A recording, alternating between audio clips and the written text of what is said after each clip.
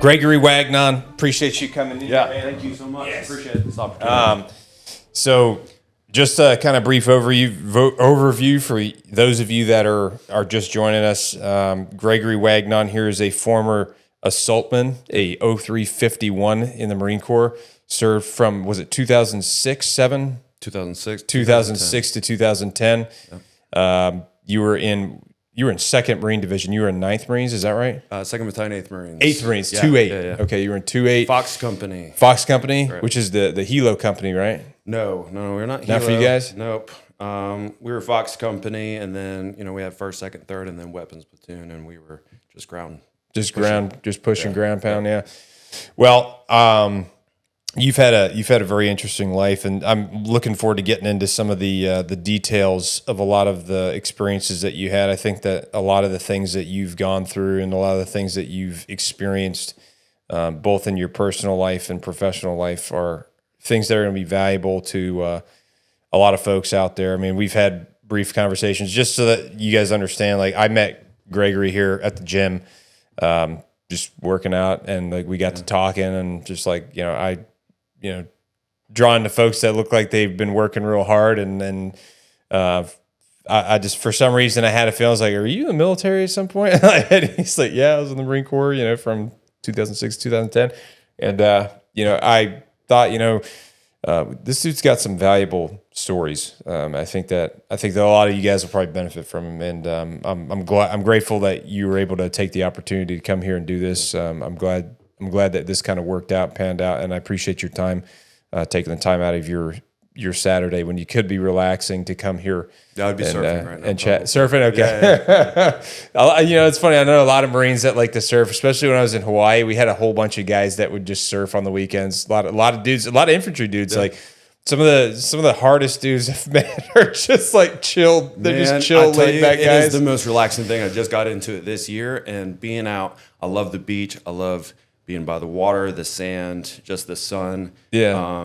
It is my peaceful time. It really is. I go out there and no electronics. I can walk by myself, have time with God, and really just be by myself, reflect. Yeah. When you're out on the water, out on a board, you go out there, you get a little workout, get your shoulder pump. Yeah. But then you're chilling on the water, and it is unreal. And then when you hit a wave, the first time I hit a wave, I stood up. I was riding it, and it was just floating on water, gliding, and I was like, this is so unreal. I was I looked over at my boy. He's in the Navy. He was a Greenside corpsman. Yeah. I've got a men's group that I run, veterans men's group. We'll go into that and all that kind of stuff. But he's part of that. He's a real close friend of mine. And that's awesome. I was on the board. It's the first time hitting a wave, and I looked over at him. I was like, what? It's dude, this is so dope. After that, I was sold. So, yeah. Everybody I know that surfs, everybody speaks super highly of it. It's they're a big passion for a lot of guys. It's a great way to kind of detach. It is. And just kind of get out there and be out there in nature and just kind of be in the moment. I'd much rather be doing that than sitting on, a game console or watching TV or something like that. Kind of just sitting on the couch wasting away. I'm not going to do that. Yeah. I would much rather be outside, be active, moving. Yeah. My mind's moving, all of that. Touching some grass. Absolutely. Getting out there, being outside. It's needed. Yeah, we have a severe deficiency in vitamin D anyway, so it's good to be out in the sun for a little bit and get a little bit of sunlight on your face. That there's a direct correlation between happiness levels and the amount of sun you're either getting or not getting. And so that's super. Well, it's just even being pertinent. Grounded to the earth, walking with your shoes off and walking in the grass, feeling that grass, you actually get grounded like electricity to the earth. Yeah, it makes I've heard that feel too. Better. Yeah, it's crazy. So I've never done the testing on it, but do I feel better when I do it? And I have that in my mind. Sure. Hey, if it works, you know what I mean? Yeah, it makes you feel placebo good. effect or whatever. Yeah, if it makes you feel good, dude. And you're not hurting anybody. It's who could say not to do that, But anyway, so let's. I kind of want to start back in the beginning a little bit. Start with kind of where you're from, kind of a little bit about your background, where you grew up, things like that. So what state were you born in? Yeah, so I was born in Williamsport, Pennsylvania. Pennsylvania. Okay. In 1987. 37. 87. Okay, Yeah, so yeah. you're only 1 year younger than me. Okay, I was going to ask how old you were. Yeah, I'm a lot more childish than you are. You're a lot more mature than I am. No, man, I'm a big child. I definitely am. I feel like, the older I get, I have to hold on to that childlike behavior. Yeah. In a mature way, Sure. right? Like I'm not doing stupid things, Yeah, but yeah. like, man, I love going to a jump house. I'm a youth leader at my church. right? Okay. So it's like I'm very much so involved in the youth because one, just raising them and everything that I've been through, I can help, hopefully guide them a little bit. Yeah. But also because I get to do a bunch of fun stuff with them. Yeah, yeah. Kid stuff. Yeah. So we went to the aqua park recently. Oh, that's Got cool. to do that. So I'm a big kid. Yeah. But yeah, Pennsylvania, Williamsport. The only thing I know about that is that it's the Little League World Series. That's where it's at. The Little League World Series? Yep. Little League World Series is there in Williamsport, Pennsylvania. Okay. Probably the only thing that was keeping it alive. There's a lot of things At like least that from there. what I remember, right? So this Yeah. was 30 years ago that I lived there. Okay. I was only there till I was 6 years old, and then about that 6-7-year-old, we moved to Colorado. Okay, Lived gotcha. in Colorado Springs, Fountain area. My dad, he started a church out there. So we affiliated with one in Pennsylvania. Dad started a church. My dad did. Was he a pastor? So he became a pastor and then started that church out in Colorado, which was affiliated with the one that we were in Pennsylvania. Okay, So gotcha. kind of like a branch off of it. Yeah. So he was a pastor there, and so I grew up as a pastor's son, and that came with a lot of difficulties in itself. Yeah. There's a lot of expectation from your parents, especially if they're a pastor, like to be that child, right? Yeah. I'm one of 6 kids. I didn't say that. So Okay. I'm one of 6. I've got a twin brother. We are the youngest. Twin brother. Yeah. No kid. So, Does he look just like you? Or are you fraternal? man, if he was in this room, you would have no idea he's my brother. Oh, no kidding. Yeah. So there's 6 of us, 6 and under. So my oldest, Abigail, or the oldest Abigail, she's 6 years older. Okay. So I have 3 sisters. Yeah. 2 brothers. All from the same parents? All from the same parents. My parents have been married for 48 years, I think. Wow. Something like that. That's a long Maybe 50, time. close to 50, yeah. That's crazy. And their marriage, ups and downs. Yeah. Right? Hard times, lows, like good times, bad times. It was rocky for my parents for a while, but, they stayed together. And they have a beautiful marriage. And really, again, just with God in their lives, like they were able to stay together. That's a tough thing, man, because like my parents were married for 29 years, and then they got divorced actually the year that I left for Marine Corps recruit training because they just kind of grew apart. And Did they stay together for you? I think Do you know so. So I have 2 brothers. It's just me and my 2 brothers, and I'm pretty sure by the time they were separating, all of us had moved out of the house. Yeah. And I think that part of the reason they stuck together was to make sure that we all had a safe, happy, loving home when we were kids, as that foundational period in your life to kind of grow up like in a household with both parents in it. Yeah. And they did the best they could with what they had. Like we didn't grow up wealthy or anything. We were pretty poor when we were kids. Like we would I didn't like when I remember when I was a kid, like we'd go to school and a lot of the kids would have like new shoes in the beginning of the year. That was like the thing back when I was a kid, like getting a new pair of shoes Always. to start Yeah, the yeah. new year with, and I would usually have the shoes from the last year because it's like we just didn't have a lot of money. So I would always ask them for new shoes because I didn't want to, be that one kid that didn't have the new pair of shoes and stuff. But they were both working a lot, trying to kind of support a family. And my dad was like working at he was working at an inn washing dishes for a period of time, but he was also running his own business, restoring furniture. Okay. And he restored furniture pretty much for a large majority of my life, had his own business for a while doing that. And then my mom was actually an Episcopal priest, but she wasn't an ordained minister at the time. She was just working in a church. Mm-hmm. And then she also worked at Walmart as a cashier for a period of time too, while we were still kids. We were living up in Maine still at the time.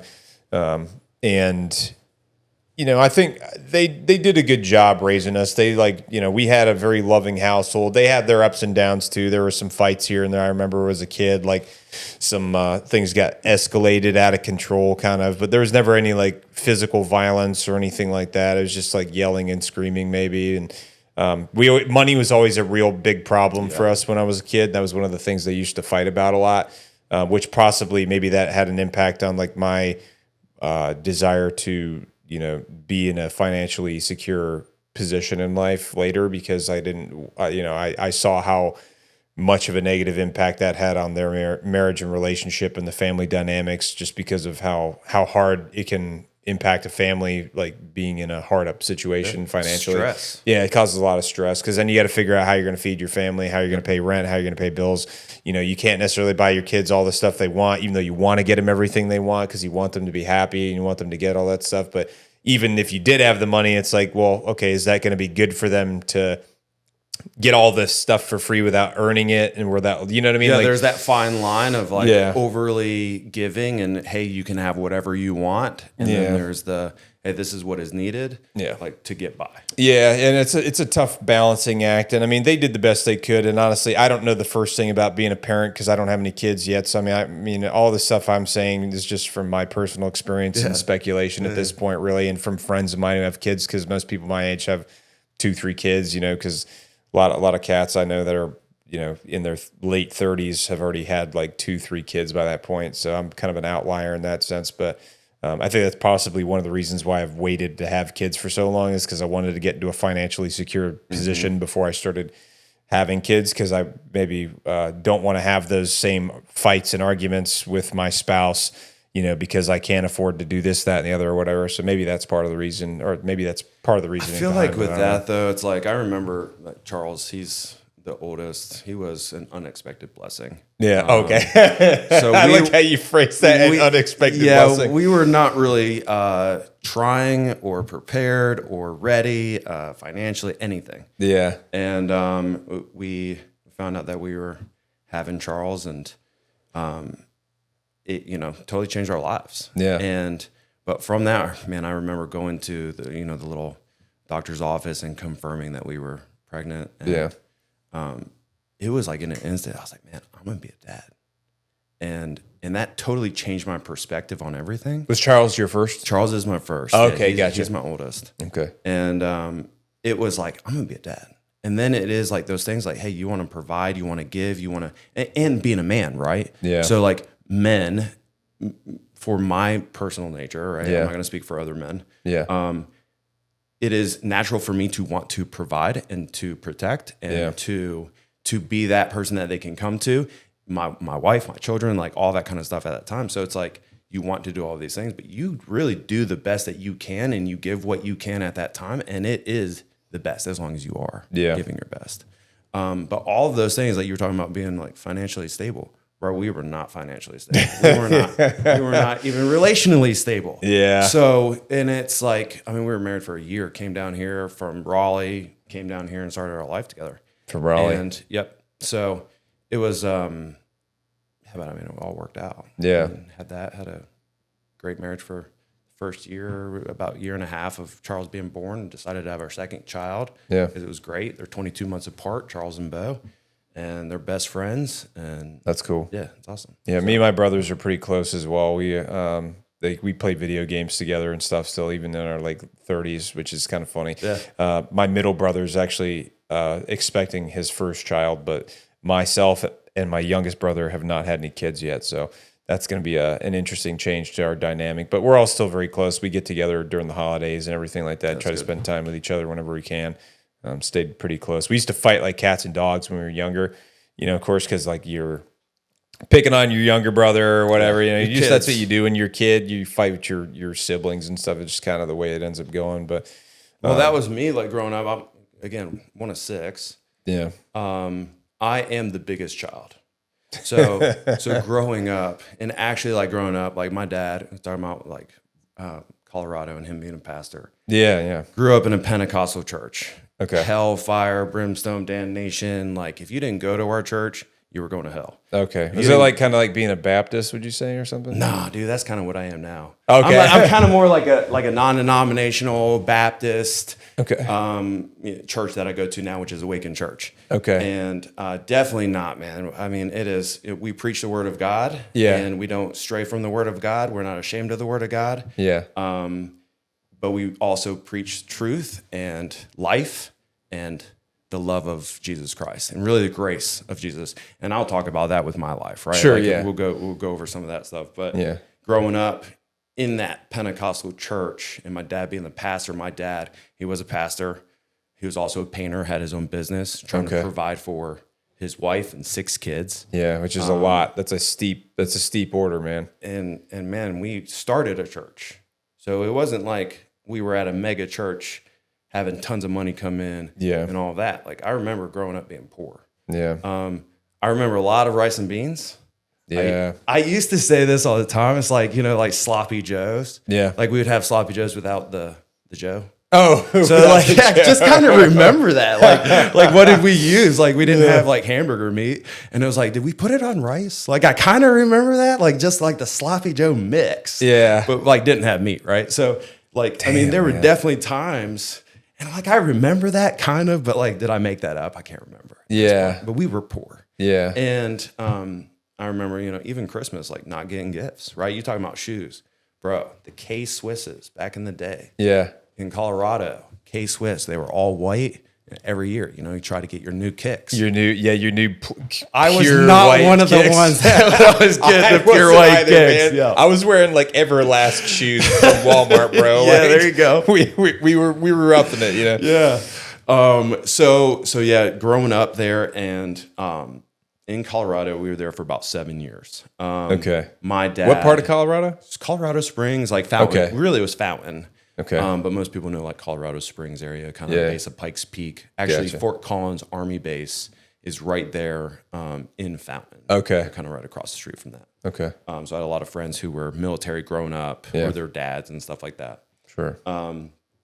But my dad, with really being a pastor, being a painter, being financially unstable, not being able to provide, he was working all the time. Yeah. He was very hard. And I know that his childhood, his upbringing, his dad was hard as well. Yeah. What did his dad do? I met him, I think, once. Okay. I'm not really sure. His name is DJ. DJ? Yeah, he was in California. He passed, Okay. I don't know, maybe 10 years ago or so, something like that. But just not a great father figure in his life. My dad was a drug addict and alcoholic when he was like 12 years old. Okay. Got clean and sober, I think somewhere around 18, 20 years old, but had a rough life, right? Yeah. So fast forward, he's got kids, he's doing all that. I am the biggest child. Yeah. So me being the biggest child, and I used to kind of make a joke about this, was I had more spankings combined than all the siblings. Really? So like, you're not the oldest though. Your sisters are older. Yeah. So I am number 5 out of 6. My twin brother's 3 minutes younger than me. Oh, he's the baby of the family. Oh, gotcha. So, Okay. So he went into the Navy. I went in the Corps. We were the only ones in the military. Okay. So he's stationed in Japan or whatever. And we had our birthday come up, and he was like, "Hey, Gregory." He's like, "I'm older than you." Bro, I'm older than you. I was like, "Come on." He's like, "Yeah, I was just celebrated our birthday," and I'm like, "Dude, you'll never be older than me." That's funny because he's ahead of he's crossed the international date line. Yeah, come on. That's funny. Yeah. So yeah, growing up, my dad had a lot of stress, and he would take it out on me. I think that some of those spankings I definitely deserved. Were you the oldest boy? Nope. I've got one older brother. His name is Philip. So we had Abby, Sarah, Philip. Abby, Sarah, then Philip. Rachel, me, then my twin brother. My goodness. Yeah, so six and under. Yeah. So really my sister Abigail raised me, and then my sister Sarah, who's the second oldest, raised my twin brother, Matthew. Okay. Because my parents, they did the best they could, but you got 6 kids, 6 and under, you got to have help. Yeah. So you have your 6-year-old help with the babies. Yeah, I mean, it makes sense. Yeah. Hey, figure it out. Yeah. I gotta go to work, I was mischievous growing up and got into different things, and I got more spankings than all of the kids combined. But some of that came through my dad's frustration, I think, and some of his like stress, and he got some of that out on me. Yeah. Growing up, like there was spankings, and I'm a firm believer in spankings. Yeah, I got some of those. A few of those. They in my work. day. They work. Yeah. Like my boys, I don't really have to spank them as much anymore because I've learned from my dad growing up that, hey, every single time you do something wrong, you don't have to get a spanking. You don't have to beat your children. Yeah. Right. So like I would get spanked all the time, and it was either a paddle, a lot of paddles I broke. Oh wow. Wooden spoons I broke. Oh. We had a leather belt that was like a double leather belt. So like both sides you hit, it's like bam, bam. Oh like my double God. smack.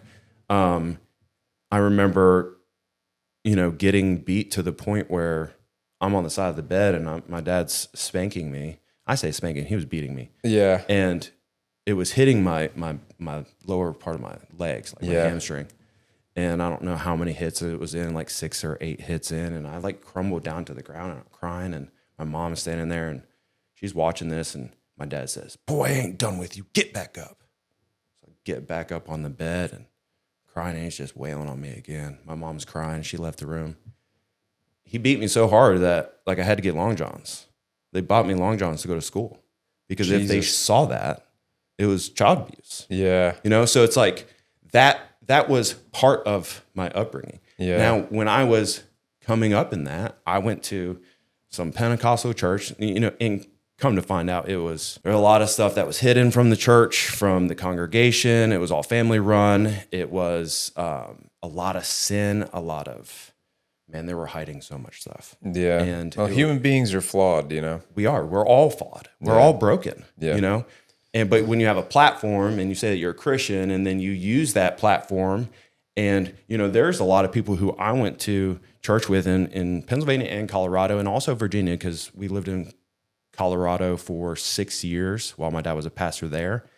After that, we left that church. My dad gave it to my uncle. And from my understanding now as an adult, it was mostly because of my dad being a pastor was more like that hellfire, brimstone anger. Yeah.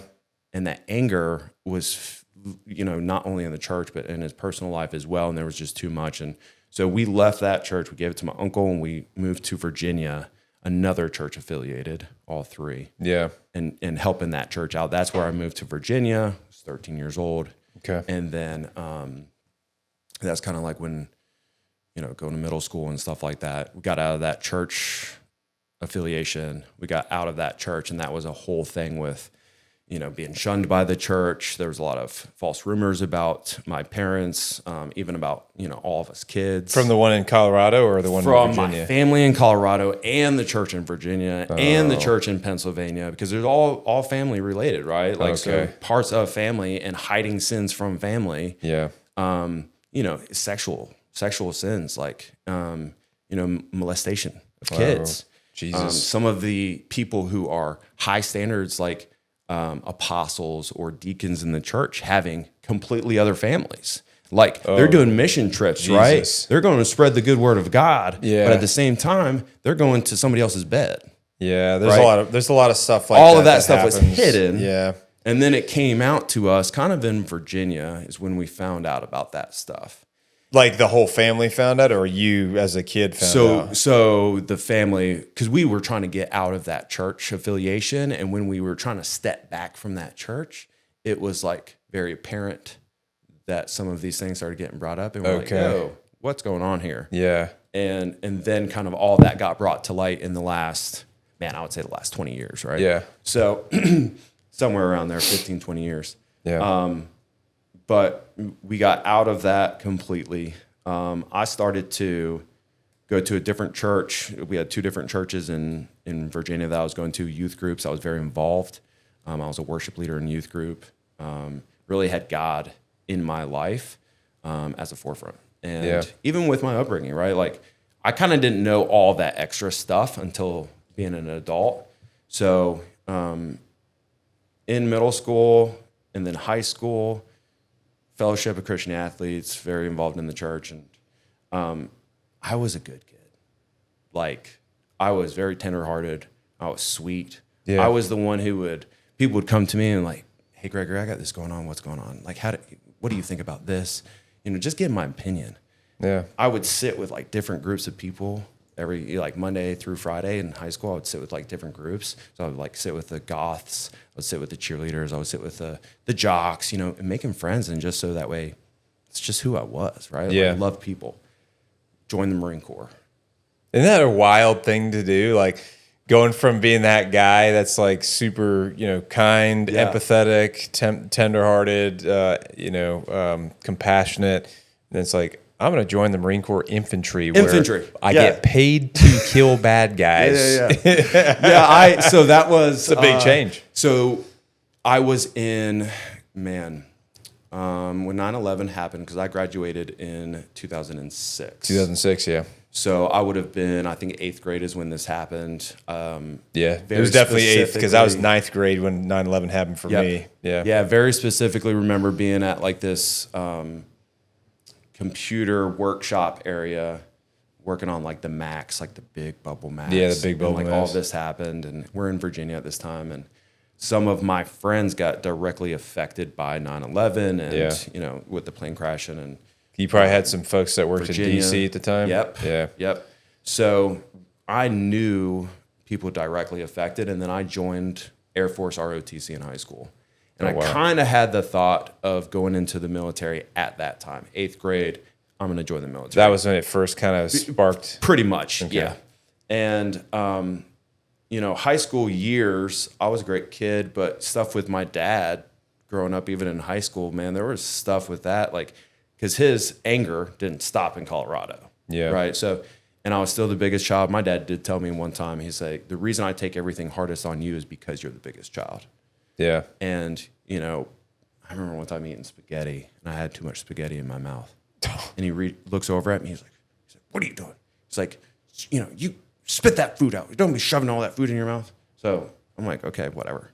So next time, you just had a big mouth. Shove food in my mouth, dude. Like, just shovel it in there. My dad looks over at me, and he straight up, like, grabs my cheeks, grabs them and squeezes them. He's like, what are you doing? I told you not to do that.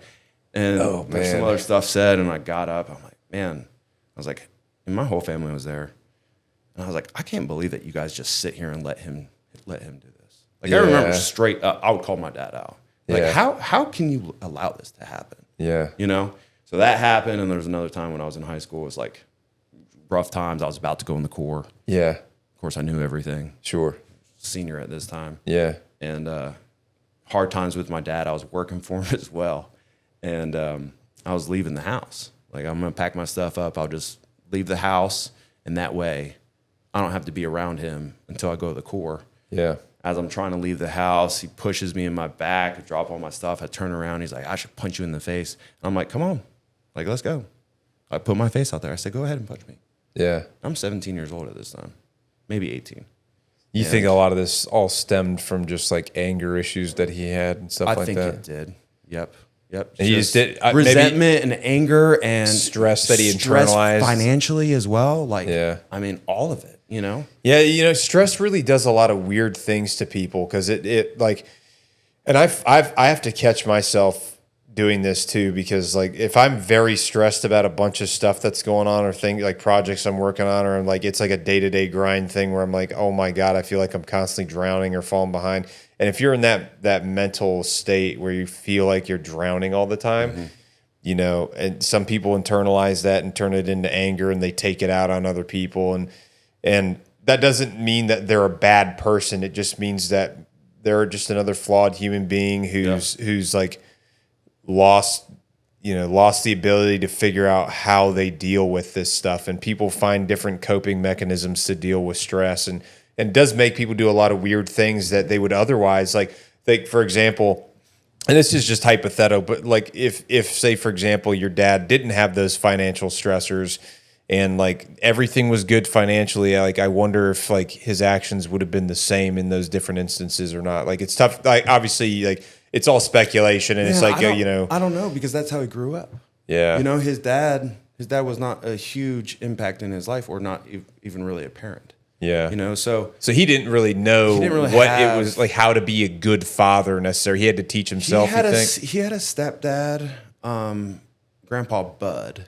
That's the only real grandpa that I knew on his side. You had a relationship with Grandpa, like a good relationship with Grandpa Bud? Yeah, from what I remember. I mean, I've blocked a lot of things, I think, from my past. Yeah. My childhood, and really from years of therapy and counseling.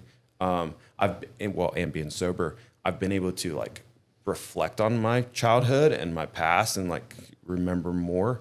Yeah. But some of that stuff I can't remember. Like I remember very little about my relationship with him. Yeah. Because do you think that's because that was a painful period in your life that you kind of like? I don't know. I'm not sure. Yeah. Repressed. I guess I just kind of just repressed it. Yeah. Yeah. Repressed memories. Maybe. Or I just have bad memory. Yeah. Or that too. Yeah. I don't know. There's a lot of things, like a lot of these negative things that happen. Like sometimes we forget about them just because like we don't want to like live in that memory. Yeah. Because a lot of stuff in the Marine Corps, I have no idea. I can't remember. Yeah. Well, I'm sure there was a bunch of different experiences you had there too, and we'll get into that for sure. But there's definitely, a lot of these negative memories and the negative emotions that are associated with those memories are like, because you don't want to sit and feel a state of pain for the rest of your life. You want to try to achieve some level of peace. And so like maybe somehow psychologically we like bury that stuff so deep that we don't have to live in that emotional state that we felt during that experience. It's a traumatic experience that if you don't want to remember it, you're going to repress it. Yeah. And then it's just there, but you never deal with it. Yeah. And if you do that long enough, those are going to come out in a manner of some sort. Whether through action or inaction or. Yeah. And my dad, by the way, he's like one of my best friends. I love my dad. Now? Yeah. Oh, yeah. You guys have a good relationship now? Awesome relationship. Yeah. So have you guys kind of reconciled things between each other? So when that happened, I got pushed in the back, dropped my stuff, threatened to punch me in the face. I did leave the house. Yeah. So I left the house. I stayed at a friend's house for like 1 or 2 days, maybe just one night. Yeah. And I'm like, dang, I got to work. Well, I work for my dad. So I was like, I got to have money. My dad is my boss. I have to go back. My dad's my boss, right? So it's like, and actually, tough. I tell you, so this is what happened with the fight for me leaving was I asked to borrow the car. My dad's like, hey, you're a terrible driver. I'm like, dude. Hey, you're a terrible driver. I'm in high school, right? I was like, I've never had a speeding ticket. I've never crashed a car, blah, blah, blah. He's like, no, you can't do it. You're a terrible driver. And I'm like, man. So we got into a fight at the job site. Yeah. And it was about that. What was the job site? We were painting some house. So he was a painter, owned his own painting business. Okay. So he did that for 20-something years, I think, until he got into an accident. Motorcycle accident, got ran over by F-250. Oh, totally changed up his life. Yeah. So that was later on. But so when I was in high school, all that happened. So I freaking stayed at somebody's house, and then I show up Saturday morning, job. I got to work. Yeah. So like my dad's there, and my brother Philip's there, and get in the car. Super awkward. Yeah. It was just quiet. And we go to work. Oh, so when that happened, my dad said, hey, I want you back at the house. He said, I'll leave you alone. I'm not going to say anything until you're gone. Like, I love you. I want you back at the house. Yeah.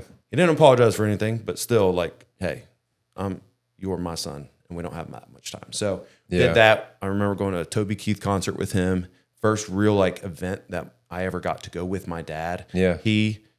I would tell you, like, he favored Philip, my older brother. Did he? His firstborn son. Yeah. The oldest son. Got to play video games with him, all that kind of stuff. So he had more of a connection with Philip, I think. Okay. I always felt like I was growing up trying to get that attention, I think, also. Felt like you were living in Philip's shadow? Not in Philip's shadow, but just trying to please my dad. Yeah. Right? Because I was always getting spanked by him. I was always getting disciplined by him. It was always getting, like, kind of that yell, that very, like, it was never the, hey, let's go to a concert together and have a great time. Yeah. So we go to a Toby Keith concert, and then I went into the Corps November 30th of 2006. Oh, wow. So the year that you graduated high school. Yeah. Like 6 months after you graduated. Graduated high school. I waited till my brother Philip got married to his wife Lindsay, and now they have beautiful family in Charlotte. He's the head campus pastor for Elevation Matthews, which is super proud of him. In Charlotte? In Charlotte. Okay. Yeah. I got a lot of friends in Charlotte. It's a good town. Great spot. He lives right over like the North Carolina, South Carolina border, right where Okay, yeah. whatever that I is. get my middle brother lives up there, actually near Charlotte. Yeah, right in that same area. It's a beautiful city. Yeah, I mean it's tons of stuff to do. So anyway, so you said it was November 30th. So October 30th. October 30th. October Okay, 30th, gotcha. 2006. I went into the Corps. So I joined up for the Corps, and when I did, man, I was on my way actually to sign up for nursing school. I wanted to be a pediatrician when I was growing up. Love kids, love people, love helping people. I'm like, I'm gonna be a pediatrician. Man, So what a like, 360, what a 180 you did. Dude, I was like, I'm gonna start by being a nurse. Yeah. So as I'm driving to go to the nursing college to go sign up, I call up my boy and I'm like, hey man, I was like, let me talk to your recruiter. So I go and I meet the recruiter, and he was a no BS guy. He just said, hey, Naturally, your life is gonna suck. Next 4 years, like you're gonna be in it, man. It's terrible. It's hard. You really don't have your life. You get told what to do. This is whatever. And he's like, but the bottom line is, he's like, as much as you go through, at the end of the day, he's like, you will always be a Marine, and nobody will ever be able to take that away from you. And you will know that you served your country and you fought for it. And I'm like, bro, let's go. Let's go. I signed up right then. Damn. He just no nonsense kind of guy. Man, straightforward. Yep. He did not fluff it up. He did not say, man, you're so great, blah, blah, blah. All the women in the uniforms. No. That's stuff that I heard in boot camp. Why'd you join? Well, because the Marines uniforms look so good, I'll get all the women. And these are like, fluffy, fat. Yeah. These are the guys who didn't make it in boot camp anyway, You know what's funny is like that's the one thing that you always see a lot of folks, they join because they're like, maybe this will make me more appealing to the to the opposite sex or whatever. Or maybe this will help me get a girlfriend or help me get a wife. It's amazing. Or maybe even the other way. Maybe it's like maybe this will help me be more appealing to a husband or something, or maybe get a boyfriend. I don't know, but it's funny because like people have this idea is like if I put the dress blue uniform on, I am going to all of a sudden be more appealing to the opposite sex, and I'm going to get a girlfriend or boyfriend or whatever. But you're right. That's maybe that'll help some people, maybe a little help, but it's maybe the end of the day, there's some other things that go into that too. In addition to that, you got to still like keep your expectations realistic. You've got to, it's not gonna. I mean, it'll change your life for sure. But I do like the fact that he said that this is going to be a brutally miserable probably experience. It's going to be hard. It's not going to be fun. You're going to be told what to do. But at the end of the day, once you earn the title, nobody will ever be able to take that away from you. Ever. And that I think is one of the reasons why the Marine Corps specifically has probably done better for recruiting, even during this period of time for the past 5 years where it was kind of going down. Yeah. Like every branch missed their mark for their recruiting numbers, except for the Marine Corps. That's the only branch that made their mission. Yeah. Out of every branch. Now, did they fluff the numbers? Who knows? Maybe not. I don't know. I'm not a recruiter. Never been a recruiter. I don't know anything about that side. But the fact remains is the Marine Corps is the only branch that made mission, and it's not because they're like, hey, this is going to be the best thing you've ever done. It's probably because they're like, hey, this is what it is, and if you want it, it's here. And people want to be a part of something that's bigger than themselves, and they want to feel like they're part of an organization that is, storied, that has a good reputation, that has a good history, that is, ultimately like one of the big things that's part of like the Sustain the Transformation publication that the Marine Corps put out, for example, is we make better citizens than they were when they got here. And that is something that I genuinely believe is true. And I do think for the most part, the majority, there's going to be bad eggs in every bunch, but I think that for the majority of people, you get in, and then when you get out, outside of all the other human factors and the extraneous stuff that comes with like who you were before you came into the Marine Corps, because you take some of that stuff in with you. Ultimately, the Marine Corps does produce better citizens than they were when they got there. And a lot of people come there from all walks of life. Maybe they came from broken homes. Yeah. Maybe they came from not having parents. Maybe they came from the hood. Maybe they came from the country. Maybe they came from a really poor environment. Maybe they came from being a wealthy environment. But they set the same baseline for everybody. You go through the same training pipeline, and the goal is to ultimately make better citizens for America and the United States. So that way, we can keep I would sustaining. tell people like in boot camp, especially because you're right, man. It's all walks of life. All walks. And really, I don't care. Marine Corps, Army, Navy, National Guard, Reserves, whatever. Yeah, Coast Guard. Don't forget about them. Coast Guard, anybody. Space Force now too. Yeah. Like if you can serve, I think that everybody should serve 2 years. Even if you have like a disability, you don't have to join the Marine Corps infantry. No, you don't. Right? That's you don't not the have to only be job in combat, that's out there. right? There is jobs for everybody Yeah. in the military that also can go into the real world when you come out of the military. Yeah. But the discipline, the respect, the like integrity, even for yourself, Yeah. right? Not just for other people, but for yourself would benefit our country so much. Yeah. I do think though, also with the Marine Corps numbers, people who are signing up for that, like there is no like mandate, right? Like we are voluntary. It's a volunteer force. Volunteer our life. Hey, I'm going to give you my life 4 years. The Marine Corps is a different breed of human beings. Yeah.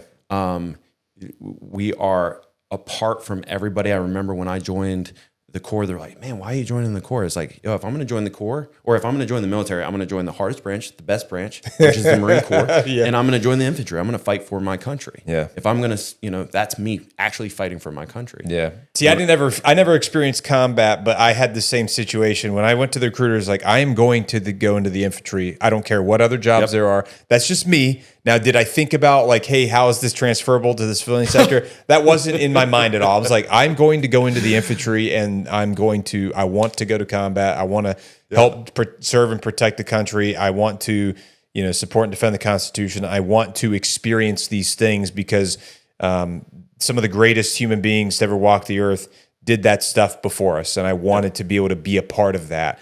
And so, like, there was my at the time, there were some bonuses for like truck drivers and other things like that. And I was like, nope, I'm only going infantry. There's nothing else that you can convince me of. Like, that's it. And he's like, all right, man. Yeah, you're sure. Did you not get a bonus? No, I didn't get a bonus for enlisting. I got a t-shirt. Did you? A red t-shirt that was like USMC in yellow. That was my bonus. That was your bonus? Yeah.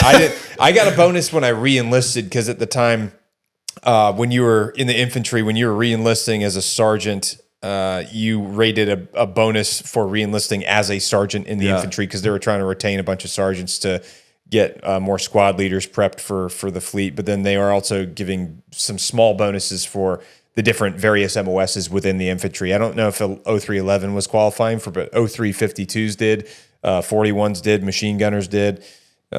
So, unfortunately, I was an idiot. 351s, obsolete. Obsolete. Well, see, that's the only downside. They didn't have the 51s thing. Kind of what they ended up doing with that. At least in 2018, when I was talking to the commandant, they were saying that they were going to try to empower company first sergeants with the ability to kind of like lat move them to 0311, so that way they would be promotable, but they wouldn't have to go back to a school. 2018. 2018 was when I talked to the commandant. That's 8 years. Okay, so you're just saying okay, got it. Yeah, that was 8 years after you got out, but that was like because they implemented that in 2010. I couldn't even re-enlist as a 0351. Yeah, but they still were producing 0351s up until I want to say like somewhere between 2014 and 2018. They were still producing them. Maybe it was maybe 2016 they stopped producing them. Possibly, I'm probably wrong on that, but I do know that there were still 0351s in the Corps in 2018 that were like trying to figure out what they could do to stay in because they wanted to, but they just couldn't stay in their MOS. So the way that they figured out how to do it was to like enable the company grade first sergeants to be able to like, hey, we can lat move you administratively to 0311 so you can re-enlist, and then your cutting score would change, your zone would change, and all that stuff. And they were trying to enable these guys to stay in because there's a lot of 51s that were very senior 51s because like they weren't able to be promoted for years because the MOS was closed out, right? And so that was a thing too. But in any case, so yeah, no, I didn't get a bonus when I enlisted, but I didn't care. That wasn't why I did it. That's not why I was like, I was like, I want to shoot machine guns and missiles. Yeah. I want to be in the infantry. I want to have that experience because I thought at the time that it would, because I didn't have much. I mean, I had some life experience, but I'd never. I don't know if I had really good leadership experience just yet because I hadn't really been exposed to that. And I just knew that there were some incredible individuals out there that had served in the Marine Corps infantry that went on to do some unbelievably incredible things. I mean, like the founder of FedEx was in the Marine Corps. A bunch of like Fortune 500 companies have like Marines running them. The CEO of Black Rifle Coffee Company right now is a Marine. There's a lot of very successful Marines out there that are out there hooking and jabbing still in the private sector, and they're doing very well. Representing the private industry, the private sector, and being ambassadors of like the former Marine kind of thing. Even though you're Marine for life, right? Corps. Representing the Corps, being like, hey, these are productive professional individuals and stuff like that. And you've got those ones, and then you also have other ones that may total may not, opposite side as well. Yeah, you have both sides of the spectrum because like not everybody. Got some of those. Yeah, sure. And all that kind of stuff. So. Yeah, and some people transition out and they go decide they just want to be a cop. They just want to be in law enforcement, or maybe some guys end up getting out and they just go do private security for guys. I know dudes that did that. I know guys that moved over to the Army after they were in the infantry for a little bit because they wanted to do something different. A couple of mine, man, they went and raised money, became mercenaries, went back overseas to fight. Yeah, I have. Because that's just their life, man. They could not have normal life back in the States. Yeah, see, that's different for us, though, for my peer group specifically, because at least for 3rd Marines, like the last time 2-3 deployed to combat was 2011 for the Battle of Marja. And that was like after that Battle of Marja, they came back, or actually, sorry, they deployed in 2010, came back in 2011, I believe. I think it was like December of 2010 they left, and then they came back in the summer of 2011, and that was during the Battle of Marja or Garmshire. Yeah, but anyway, they came back from that, and then that was the last time they deployed to combat as a battalion. After that, going forward, they did nothing but the unit deployment program to Okinawa and PACOM and stuff like that. So most of my peer group never experienced combat. I still haven't myself personally, even after like being in the infantry for 5 years. So a lot of those guys, I know some dudes that got out of the Marine Corps and volunteered for the Foreign Legion in Ukraine to go fight over there. And some of them got shot and came back to the States and recovered. Like some of the guys that I served with, because they never got the experience, which is they wanted to experience combat. And so they never got that because, that's just the way the cookie crumbles sometimes, man. Like you don't get to pick where you deploy. You don't get to pick where you're going. You don't get to pick what your deployment looks like. Where you're stationed. Or where you're stationed or any of that, or what unit you go to. It's just like, hey, this is where you're going. And we're like, check, cool, that's where we're going. And so a lot of guys felt like, for my peer group, a lot of guys felt like their service didn't mean anything because they never got to do their job. They just trained to go train. Because when we went to PACOM, we were training out there. We were like training with Partner Force. We were doing impactful things. Like we're training with our Partner Force, training with the Japanese Self-Defense Force, training with the South Korean Marines, training with the Thais, training with the Filipinos, the Malaysians, the Indonesians, like all these guys. Sometimes some of the folks had the opportunity to train with the Aussies. Or the New Zealanders and all these other people, but they didn't get to actually go to combat and do their job in combat. So they felt like it's like, a lot of these guys, they felt like they didn't do anything and their service didn't really mean anything, or they didn't have the credibility. I feel like that is just part of being in the service because I could say the same thing. Like we went to Iraq 07, 08. Right. I was in Ramadi. At that time, it was a little bit more humanitarian. Yeah. We were given out, food sometimes, but it was more or less training Iraqi army and Iraqi police so that way they could take over their city and that way we could get out, right? Yeah. Help form their democracy. Different than 06. Yes. Yeah. Definitely different. We did pop shots, IEDs, but mostly Iraqi army and police were going after each other, right? Okay. So there was very little combat in Iraq when I was there. Yeah. I did see a big change. In like 7 months, I saw a big change and I saw a huge help. But you fast forward 15 years after that, I'm looking and watching the news, and I see that ISIS takes over JSS Malab. Well, JSS Malab is exactly where I was in Ramadi. No kidding. Right? So like everything that we did, and then, so I was at JSS Malab, and then we went to Euphrates River, forward operating base down there, built a new one. But like all of that got taken back over. Yeah. So you're saying like, hey, the guys that you served with, like, what did we do? Man, I saw an impact and I saw a change, but then ISIS came back and took everything back over. Yeah. So, and that was just Iraq. I will say, like, since then, obviously Afghanistan is a completely different story. That's a whole nother can of worms. I don't know if that's a completely different can of worms, but like my first time getting to go to a quote unquote combat zone, because I was getting imminent danger pay and hazardous duty pay. That's the only reason, because a combat zone is considered a combat zone only when you're receiving imminent danger pay and hazardous duty pay. I was receiving that, so that's why I referred to it as that, even though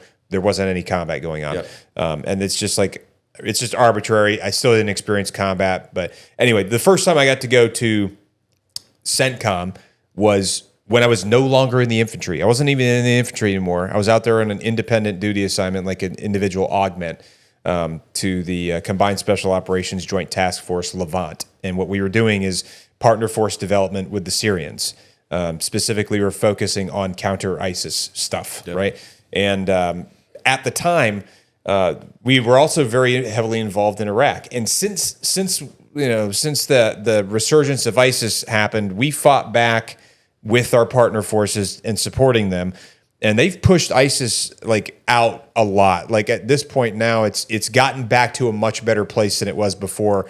And I've been seeing a lot of videos and pictures coming up of the Iraqi counterterrorism guys who have done significant work to push back ISIS. And I mean, ISIS has gotten pushed back like very heavily in Iraq, and like they've taken back a lot of the things that you saw fall after you guys had just done all this work. So I think it's good to see that like at least some of the stuff that happened in Iraq at least has had a positive impact, and that it's a little bit more sustainable. Is there still a lot of inherent danger? Yes, of course. But a lot of that, like, we went in there for OIF and then like kind of stabilized it, and then ISIS came in, destabilized it, and then like in coordination with NATO forces and the partner forces, they restabilized it after it had been destabilized. So it's been very tumultuous for sure. But one of the things that I have at least seen over the past few years is seeing that like the results of the U.S. training the Iraqis to protect their own country from extremism and stuff like that has had an impact. Yeah, so that's nice to see that there's been some sort of a positive impact from that. Now, that being said, obviously Fallujah is still probably not the safest city. Ramadi is still probably not the safest city. There's still pockets of like the Islamic Caliphate in different areas that are doing things. But for the most part, the Iraqi like government forces have most of the stuff a little bit more under control than it was before. Obviously, Syria is a whole nother complicated thing, very different, lot of different people operating over there. Iran having an impact on everything, of course, because they're like the biggest sponsor, like state sponsor of terrorism. But anyway, that bottom line is like getting back to it. A lot of my peer group didn't feel like they did anything because we never went to Iraq or Afghanistan like in 2-3 because the last time they deployed to combat was Marja in 2010, and so they a lot of my peer group just felt like their service didn't matter. They didn't get to actually do their job. Even like, and it got to the point where there's so little combat rotations or even combat deployments, quote unquote, because like the only people that were actually going to either Iraq or Afghanistan was like 8th Marines and East Coast units, East Coast grunt units. Even though like all of Pendleton, most of those guys were going to Indo-PACOM stuff too. Yeah. And even like our platoon sergeants did a good job of explaining like, hey, look, don't be super envious and jealous of your peers in 8th Marines and all these guys, because like they're just going over there and standing post. They're not going out on combat patrols. They're not going out there like liberating villages and stuff like that. They're just kind of maintaining during the drawdown, because like at the time 2014 we were already starting to like really draw down troop numbers in Afghanistan and kind of pulling back from places. And so like a lot of the guys I knew that went to Afghan in like 2014, 15, 16 weren't really doing a lot. The folks that went to Iraq in 2014, 15, 16 when ISIS was back, some of those guys were seeing some things because it was kind of crazy at the time during that resurgence. But most of that stuff was. It wasn't the same thing as it was in like 2003 Iraq. It was just not the same. And every generation has their own like internal mental struggle, and a lot of it probably just comes down to like self-worth. Like, how was my service valuable? Did I actually have an impact? Because people want to feel like what they did mattered. People want to feel like their service meant something, that they've had an impact on that area. They want to feel like, in comparison with my peers, how was my career? And we're always comparing ourselves to each other in the military. I mean, there's good thing in like competition breeds excellence. Like that's a good thing. I get that. But constantly comparing yourselves to others also like we talked about, comparison's the thief of joy. Yep. It really does happen a lot with the military, especially because we have to have this competitive environment to get the best of the best to be out there when it is 100% needed. When we are needed, we need the best people out there doing the work, because that's the only way you're going to win. And so I get that piece, but it just inherently, part of that is people end up comparing themselves to each other all the time. And then everybody's measuring their phallic objects, you know what I mean? So it's just like, it becomes whipping an issue. it out. Yeah.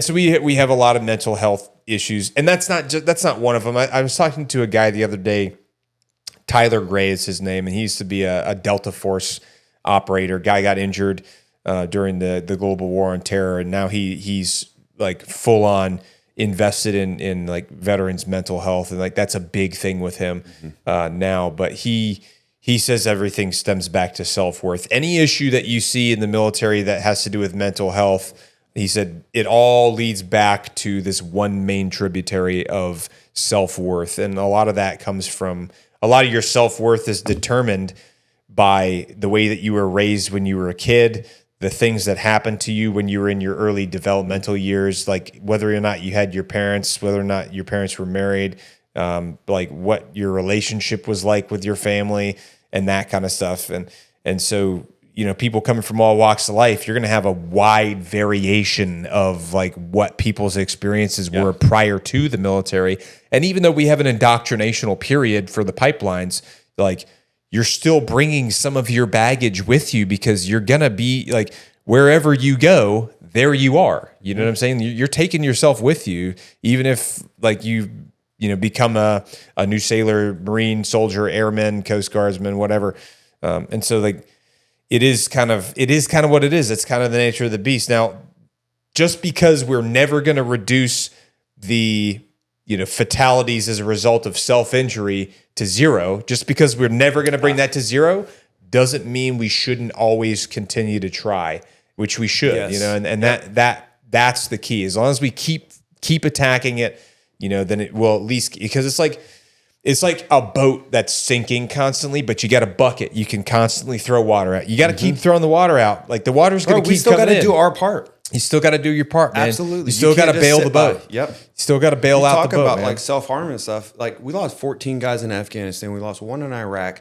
I've lost more being back in the States, 2010 to now. I've lost more from either suicide, drug overdose, whatever it is. Yeah. Like, because mental health was, man, when I was getting out of the Corps, it's like you claim PTSD, you're like you weak-minded. Yeah. What are you? Yeah. You're not a man. It's a real problem. That's how it was. It's a real problem. And then I look, man, 15 years later, and I look at really the last 15 years of my life has been crazy. The last 10 has. Yeah. But it's like all of that we went through and stuff growing up, like all of your childhood, it makes you who you are. Yeah. Marine Corps made me who I am, but I can either do one of two things. I can either dwell on the past and just like mope about it and say, man, all of this stuff happened to me, this bad stuff, blah, blah, blah. My friends are killing themselves, alcoholic, drugs, whatever.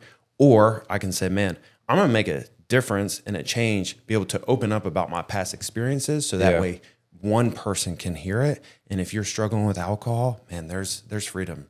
there is freedom from that. Yeah, there's liberation from that. There is from anxiety, depression, hate, anger, all of these things. Like I've experienced all of that. Yeah. And there is freedom. My freedom was found in God, right? Yeah. That's what changed my life. Yeah. I had God growing up from the day I was born until now. But my relationship with God has immensely changed because of my life experiences. Oh, it's probably changed throughout your life too. Absolutely, it has. Yeah, Yep. I mean that's normal. Like relationships, it's like your relationship with your father's probably changed. My relationship with my parents has changed as I was a kid to when I've been in and going forward as an adult. But I do want to get into that stuff as well because there's a lot of real tangible value in that stuff, and I want to get into it. I want to kind of talk a little bit more about some of the experiences that you had, since we kind of we're trying to keep it kind of linear progression for history speaking. So you joined the Corps, you went to recruit training. When did you know you were going to be an assaultman? Yeah, so in boot camp. I was there, and one of my other buddies that I was with, he was like, man, I'm going to become a EOD, like explosive ordnance. Yeah. And I'm like, why would you want to have extra, like you're going to have munitions on you, you're going to have bombs on you now too? Like, bro, what are you thinking? You're going to have dynamite, TNT, and all that kind of stuff. Yeah. I was like, no way. So dynamite. Just thinking like, like all these things, right? Yeah, like I'm in boot camp, right? I got no idea what I'm talking about. So it's like, I finished boot camp, got to School of Infantry training at Camp Geiger in North Carolina. And, it's funny, you talk about like where you want to get stationed and stuff. They offered, hey, let's go ahead and give you a list. So I'm like, cool. Japan, Hawaii, and then California.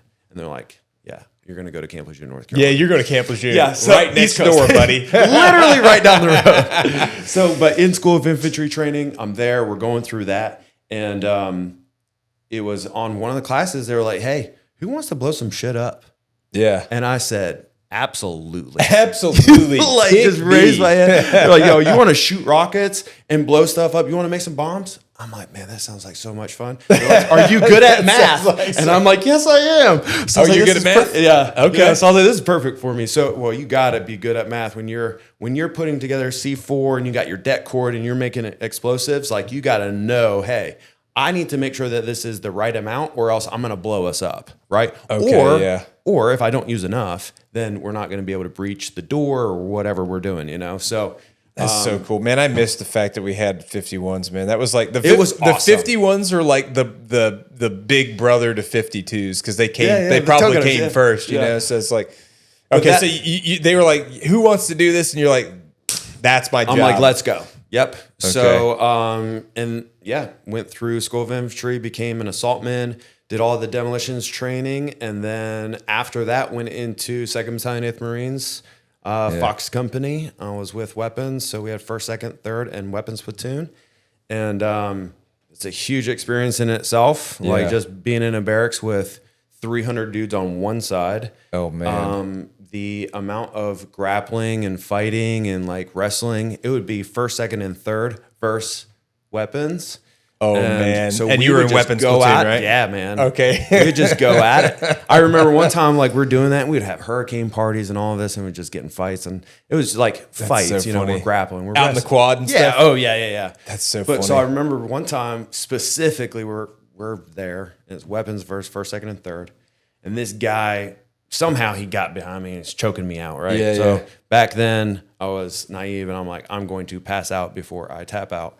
And not smart. Naturally. So I start fading, you know, and all of a sudden I start coming back too, but he's like still choking me out, but I'm coming back too. Oh, wow. So I'm like, what? He loosens up a little bit. I grab his arm, throw it off of me, and I look down at him, and my Gunny Schwartzfigger, he has his boot right on this dude's head, just squishing his head into the ground. So it's like I come back to grab his arm, throw it into an arm bar, tapped him out. So that's what we got paid to do. That's right?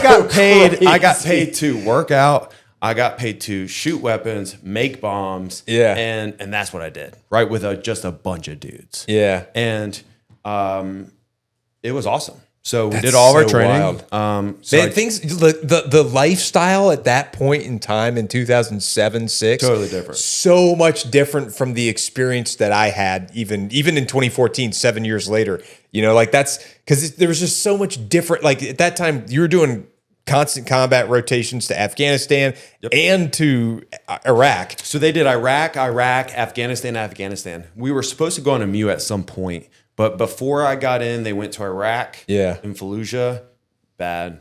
Went to Ramadi's when I went in there. It was what it was. You know, not too terrible. Were your I was sent seniors away. Fallujah vets then? Yes. That must have been nuts. So they were hard. I bet they were very hard people. Yeah. And dude, I would not take it any other way. Like Yeah. I really wouldn't, because that trained me and made me ready for Iraq. Yeah. Now, you're a boot, right? A boot is somebody, if you're listening to this and don't know, like you've never been on a deployment, right? Yeah. So I was a boot. I got trained by them. They just got back from real life combat, right?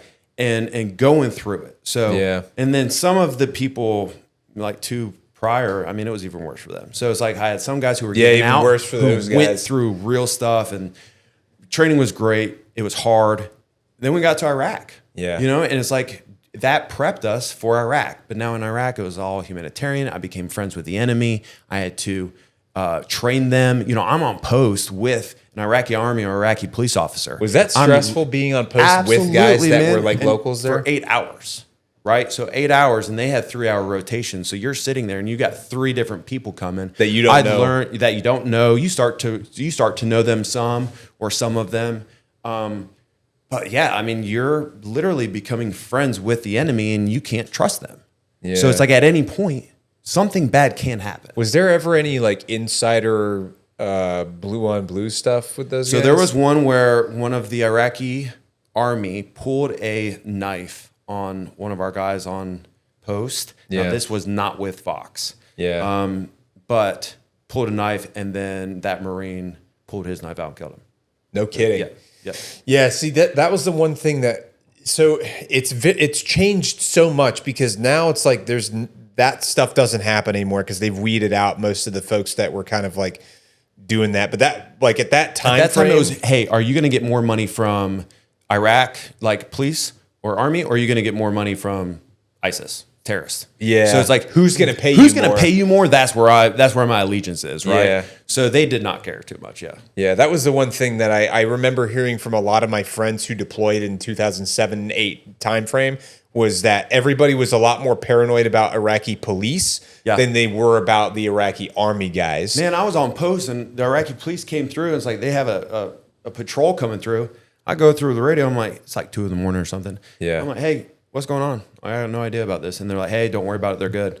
So they do their patrol, and I'm watching them walk through Ramadi. They go around this little compound. All of a sudden, you hear pop, pop, 2 shots get taken. And I'm like, yo, shots fired, shots fired. They're like, hey, don't worry about it. It's Iraqi army. We know what's going on. So they walk back and they leave. Well, what happened was, or Iraqi police, what happened was the commander of the Iraqi police in the Malab district was having an affair with the other, police officer's wife. Oh, so they got caught. And then that police, they just came right over on patrol. They knew where he lived, killed him and his wife, and then got right back out and left. But that was how it was. Like we didn't stop it or anything. Isn't that nuts? And like that was just like vigilante justice. This is what it is. Yep. That's nuts, man. Yeah, see that was It's also their laws, their like rules and all that kind of stuff. Like there was Customs 2 and guys who traditions. got caught. Like we called it the eye of God. Is like this big huge.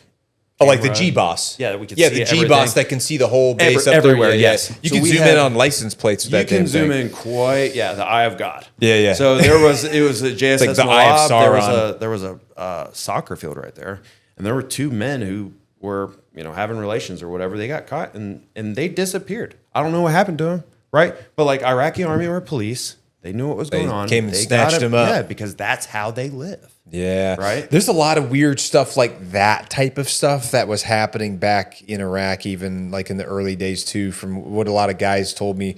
Dudes, and this is something I heard on Joe Rogan's podcast too. I think Evan Hafer talked about it a lot, and a bunch of other guys talked about it, where like, a lot of, sometimes, not all the time, but sometimes culturally speaking, a lot of these folks view other men as for pleasure, and they view women as for procreation. And it's a very strange cultural difference that we as like Western civilization have a hard time wrapping our head around. Well, they got and maybe the goats it's part and of the sheeps and all that. there's kind all of stuff. there's all kinds of other The stuff. sex and that is Right. And there may be, and maybe it's like onesies and twosies. Maybe it's like not the entire culture. Maybe there's subsects in the culture that are feeling like that. And so then we blanket the whole culture with it. Yeah. I don't know. I've heard a lot of stories that are similar to that. though. It's definitely not the whole culture. I mean, it's Probably pockets here and there that make, because man, there's- look at there's people from America. everywhere. There's pockets of like, Oh yeah. Subculture some here. weird stuff in America too, right? Yeah, that's kind of that's exactly what I'm thinking. There's like subcultures in America that are isolated, that do their own types of stuff, Yes. that are viewed kind of like as what's the word for it? It's just like viewed as like not normal. It's like shunned behavior. There's certain like behavior taboo. Taboo is the word. okay, taboo, There's certain yeah. people that have taboo cultural behaviors, but you know, and people from outside of the U.S. might look at them and blanket the whole entire U.S. and say, look, they're all a bunch of savages. They're a bunch of crazy people. But Yeah, this but is it's America. Just, but not. that's just one small picture of it. It's like you can't look at a subculture in New York City and say that's how all of America is, because it's just not. You know, same thing could for sure be said about like any country in the Middle East or anywhere else on the planet, really, for that matter. But in any case, so you were basically doing a lot of humanitarian stuff over there. Were you doing any patrolling? Yeah, we did patrols daily. Through Ramadi? Yep. How was that in 2006-07? Was that like sketchy? So that was 2007-8. 2007-8, Yeah, okay. 2007-8 was when I was there, and that was like IEDs and pop shots. Mostly IEDs and pop shots? Yeah, and they were really going after each other. The Iraqi army and police, they were trying to go after each other. They weren't really for us. Yeah. So, I mean, the sketchiest part about it was they were also with us on patrol, and again, friends with the enemy, right? Yeah. Really, the worst part about Iraq for me was when I got back to the States. I was surrounded by Marines and people that I trusted, Yeah. and then I was becoming friends with the enemy also. Or not really friends with them, but I had to be around the enemy and trust them enough where they're not going to kill me. Yeah. I did not realize until I was in a mall. I was looking at some shoes, got caught up in a pair of shoes. I turned around and my boys from the Corps are gone. I like turn around. I'm like, yo, it's the first time back in the States being by myself. Yeah. And like, I had a panic attack. First time experienced a panic attack. In I a didn't mall. even know it was a panic attack until like years later. But yeah, I was in a mall and like, I turn around, they were gone. So I like walk out of the store, I'm trying to find them, and then I'm in like patrol mode where I'm walking, turning around, walking, turning around, walking, turning around, because I got no idea who's behind me. Yeah. Can't trust anybody. I'm Yeah. just trying to find one of my boys. So Yeah. I finally found my boy Dusty, and I'm like, hey, it's like, dude, do not leave me alone. Don't leave me alone Yeah. like that again, That bro. was the first time that I experienced like that type of anxiety of being by myself, because in Iraq, I was always with somebody else. A group of people, yeah. You're always traveling with either at least a Always had buddy or somebody a with fire your team. six, right? Yeah. Always. So when I got back from Iraq, and we lost one guy in Iraq, Corporal Yale, he lost his life. There's a documentary about him. Is it really Corporal Yale? Yep, Corporal Yale is him and one other guy from the relieving unit. I think it was, we left May 18th. I think it was April 22nd is when it happened. There was a female driving a dump truck with over 2,000 pounds of explosives in it. Jesus and Christ. tried to get through the barracks or the compound. She's trying to get through the. Was there like a entry control point? Yes, entry control point. Thank you. Yeah. Trying to get through that, trying to get her to stop, couldn't stop. And then Corporal Yale and the other guy from our relieving unit lit her up, dude. Saved hundreds of lives. Truck smashed. It blew up. 2,000-pound bomb. And Jesus. him and the other guy lost his life. Saved hundreds of lives. Yeah. Saved a Now, bunch of people. I remember because I was not even close to where they were. I was in Ramadi at the same time. I was at my forward operating base over by Euphrates River. Yeah. And I remember feeling the impact of it. Like in your guts. Like miles away. Yeah. That's like that's like when I was in a course in Okinawa at one point, and like we would hear people were firing smalls outside. And you can feel it in your guts that's why I specialize. from miles away. And that's just a small. That's not even like a 2,000-pound improvised like vehicle-borne IED, like that. And so you felt that when it went off. Yeah, and I was not even close to it. Yeah. So I didn't know what happened. We had no idea until later. Were you guys scrambling to figure out what would just happen? Well, I mean, yeah, we were at the very end of our deployment. That's always and I wasn't when even, that I wasn't stuff even happens. close. I was not even close. So that's why it happens though, is because it's relieving units. Yeah. Right? Because relieving units, hey, we've been here for 7 months. Yeah. We know what's up. Yeah, you know the baseline. So now we've got these brand new people coming in. Now we're training them to be able to do what we've been doing for 7 months. There is going to be people who are brand new, who've never been combat before. They're boots, right? It's the first time they've ever been in this situation, so they have no idea what's going on. Yeah. So that's why ISIS or terrorists or whoever, whatever type of group is going to come after you. Yeah. Same thing happened in Afghanistan.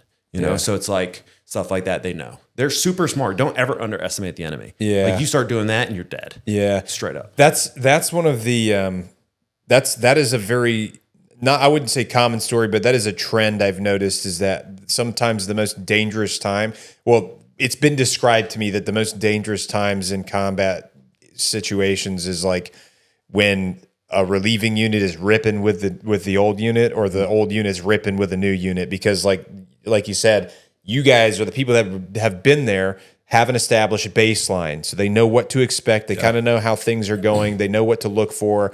They know what the anomalies look like, whereas the new guys that come in don't know what the anomalies look like. They don't know necessarily what the baseline is, and they have to figure that out. And I've heard a bunch of stories of, it's always like right on the tail end or in the beginning. That's always when like the most crazy stuff happens, and then it's like a bunch of boredom in the between. At that point. Yeah, yeah. You know, and that's why. Yeah, that's been a story, like a similar story I've heard in a lot of different situations with a lot of different guys. But so that was right at the end of your first deployment when that happened. That was right at the end, and then so got back May 18th of 2008. Had 1 full year, literally May 18th of 2009, deployed to Afghanistan. Okay. October 30th I joined of 2006. October 30th of 2007 I deployed. 1 year. Got back May 18th. 1 year later to the day. So you did a 12-month workup, basically. Yep. Both times. And during that 12-month workup, did you guys go to Bridgeport, or did you go to ITX, or did you do Mojave Viper? Viper. You did the Mojave Viper. We went to Cali out there, and all for both of them. Okay. I know they renamed it. So the reason I know that it's called Mojave Viper is just because of the old heads that were around us. CAX. CAX, yeah, CAX. Some of my seniors called it CAX, but they changed the name to ITX after that, which stands for integrated. You say ITX, I'm like, bro. Yeah. ITX stands for integrated training exercise, and now I sound like, you know, the old boomer, because saying ITX is not how they refer to it now, and I don't even know what they call it now. It's like something different now too. Well, if you're the boomer, I'm before ITX. I'm CAX, like CAX and Mojave Viper. Yeah. But that's Yeah. I know that was what they referred to it, because like my seniors and super seniors all used to call it that too. But in any case, so you did a CAX. Yep. You came back. You guys deployed to Afghan. Where did you guys go to in Afghan? What year was that? So Afghanistan was 2009. And I'm telling you, between Iraq and Afghanistan, that point in my life, I stopped making friends. I only trusted people in the Corps. Yeah. I didn't want to create new relationships because I knew I was going to go to combat and possibly die. So like alcohol, drugs, women, whatever. Did not care about my life. Binge drinking and stuff? Oh, man. Yeah. Like after you got back from your first deployment? From Iraq. Yep. And really before that, I didn't see alcohol in my house until I was 18. It was O'Doul's.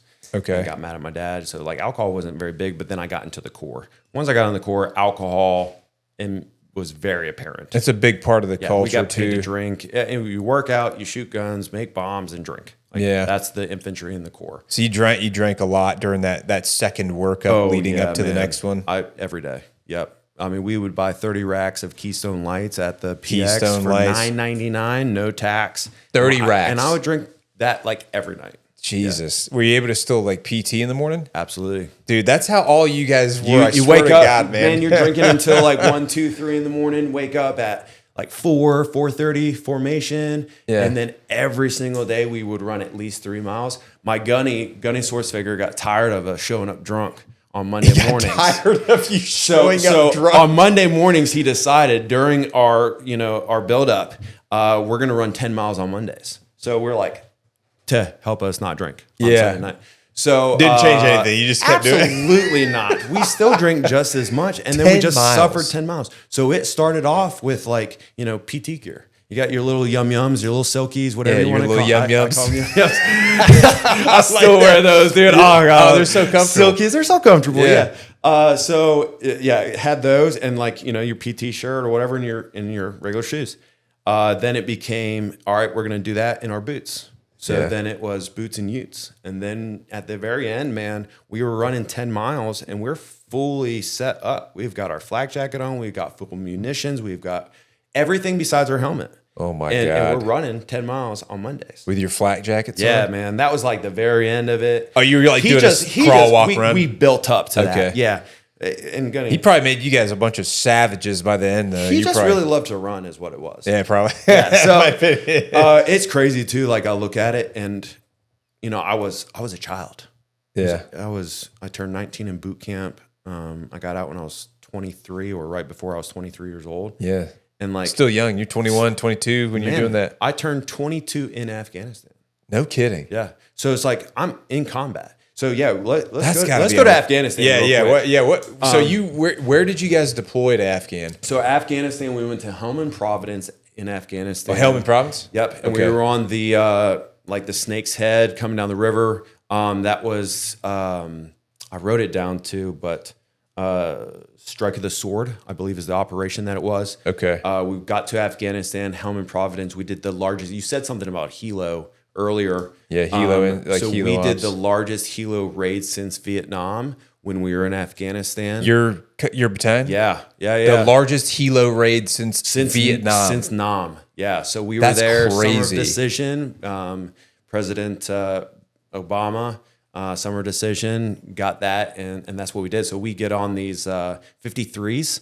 Yes, and we get brought into combat. Where did you guys fly from, though? What base were you guys at? Were you at Leatherneck or were you at Leatherneck? Leatherneck. Yeah, we were nowhere fancy. Yeah. So we went to Kyrgyzstan first, flew in Kyrgyzstan. Okay. From Kyrgyzstan, flew into Bagram. Bagram got onto like whatever they were, the C5s or C-130s or something, or C-17s. Bro, they were massive. I can't remember.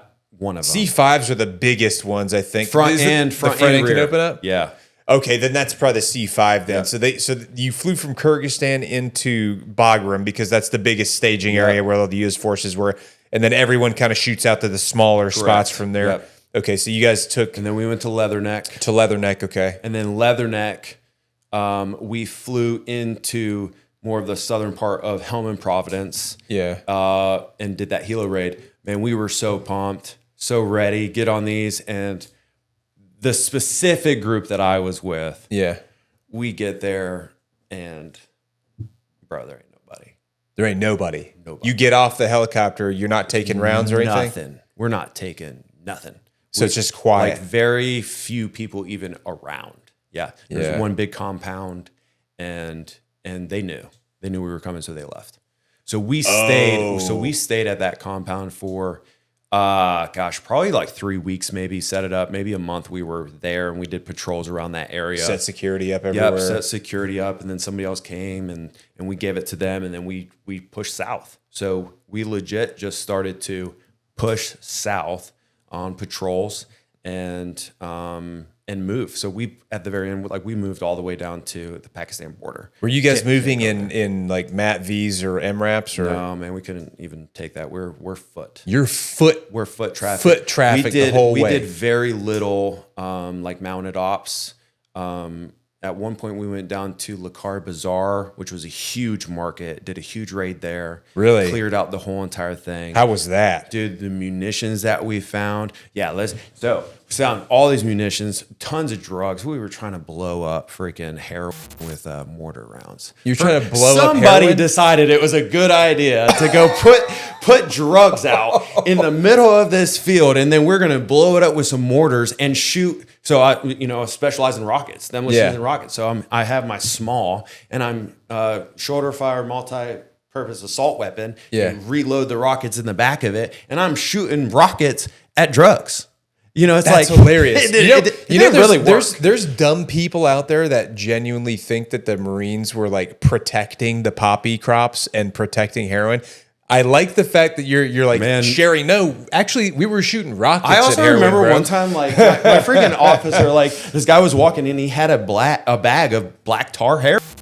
And like, so like he grabs it and just takes his knife, cuts it open, and it's like going in the river. We're like, bro, like, what are you doing? Like, that's going in the water right now. And of course, they were just drinking the water. And They drink out of that. What are you dumping it into their water? Yeah, they drink that, but also cows are in there. All their animals. There is a picture at one point where it's like my boy's peeing in the water, Oh, and then you God. can kind of see in the background where there's like a guy drinking water. But no. was he doing it on purpose? I can't remember. Maybe, maybe not. He had to pee. We'll never Let's just know. say it. So anyways. So this bazaar, I yeah. want to talk about what town was that in? You I remember? don't even know if it would be a town. It was just a big market. What was the name of the bazaar? Lakari Bazaar. Lakari Bazaar. Yep. And that was, so we got there, cleared out that whole entire thing, set up, and then we from there started going on some our foot patrols. Okay. And you just like did a raid on the bazaar. yeah, to, like, just cleared it out. And there was like munitions. Yeah, we knew there was going to be munitions. So all sorts of like demolitions, different types of rockets, and AK-47s, Soviet style small arms, all sorts of- RPKs, yep, PKMs. everything. How much stuff was there? You remember? Dude, I don't remember. Was it like a lot of weapons? It was a lot. Yeah. Okay. There's some write up about it somewhere, and No that kid. would have been, I think it was like July 7th, because I also pulled up like a little thing that I've got about the firefight that we got into, because that was after clearing that out, we started doing foot patrols. Okay. And so I started we had an 8-hour blocks where it was 8 hours patrol, 8 hours post, 8 hours rest. Yeah, the rotation. I got tired of doing post. So I just did 8 hours patrol, 8-hour patrol, and then rest. So I just wanted to do So you just were doing 2 patrols. more back to back. patrols. Yeah. So, but we did And your leadership was cool then? Oh yeah. That's dope. Yeah. I was a 51. Yeah. So I'm carrying around demolitions and rockets. Not too many other 51s were with us to be able to do that. Okay. So you're an asset. You're like an 51s, asset to the we're team. going out. We're doing it. That's Yeah. cool, man.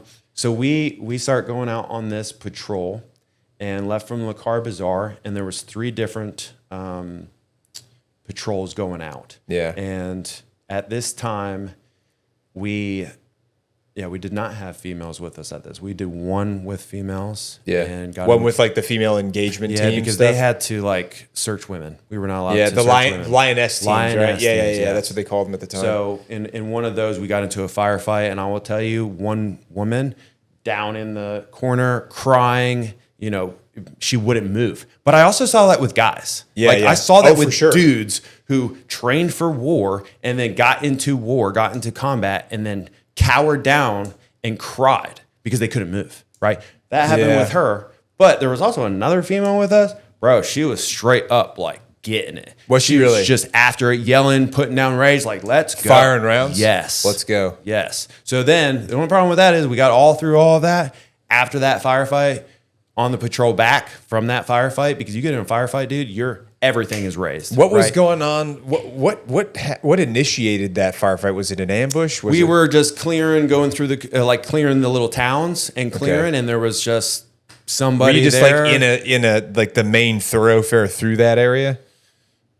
We were just pushing south, dude. Yeah, Just clearing straight out. in And an urban area. Ideally, we were clearing down to get rid of all IEDs. What was the highest building? Was it like a 2-story or just 1-story buildings everywhere? They were all 1-story buildings. Okay. There was a bell tower. There was one that had a bell tower because we took sniper fire from that. Okay. So let's go into that. Yeah. Right? So we got through patrols. They're going out, and one in the middle and 2 on either flank. We get to this open field. And at that point, nobody's been there since like Russia.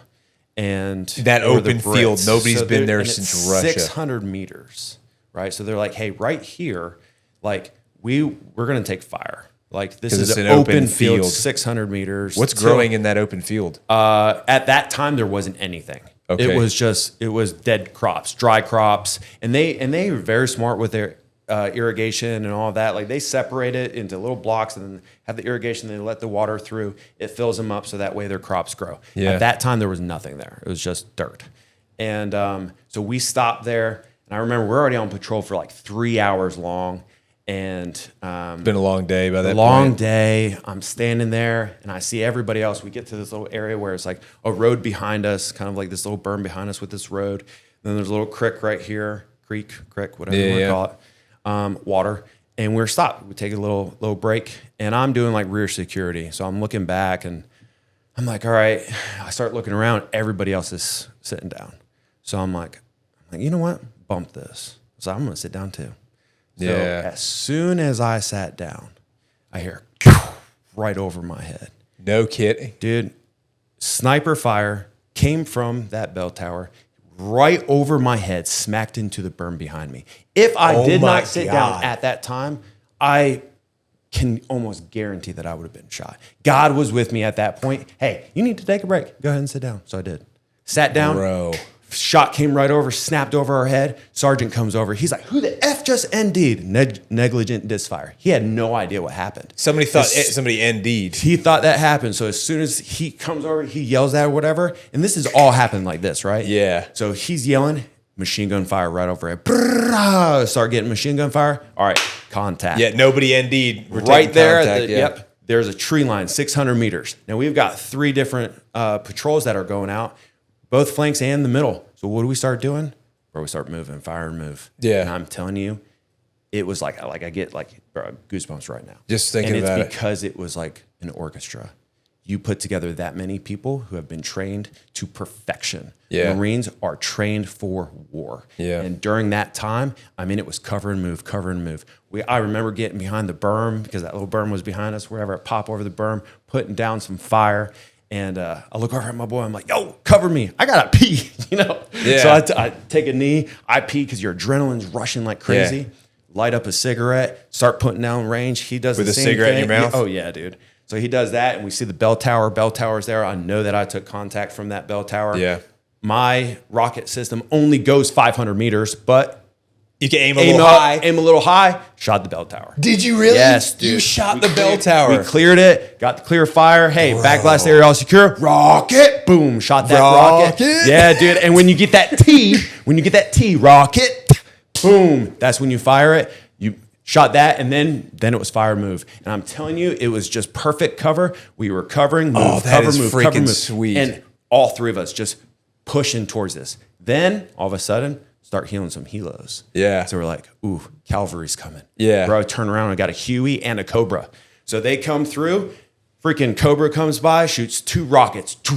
Then they fly around. Huey comes around with a minigun on the side, just lacing them, dude. Just laying waste. Yeah. And I don't know if you've ever heard it before, but it's just like, Yeah. you know, it's just like, bro, mowing them down. Yeah. Then they do another lap. 2 more rockets. That another must mow. have been the shooting a rocket at a bell tower that a sniper's in has got to be one of the coolest things. It was awesome. You can do as an assaultman. The best thing about that whole entire thing, though, honestly, was the fact that nobody got hurt that day. Nobody got hurt. Nobody on our side. On your side, yeah. Yeah.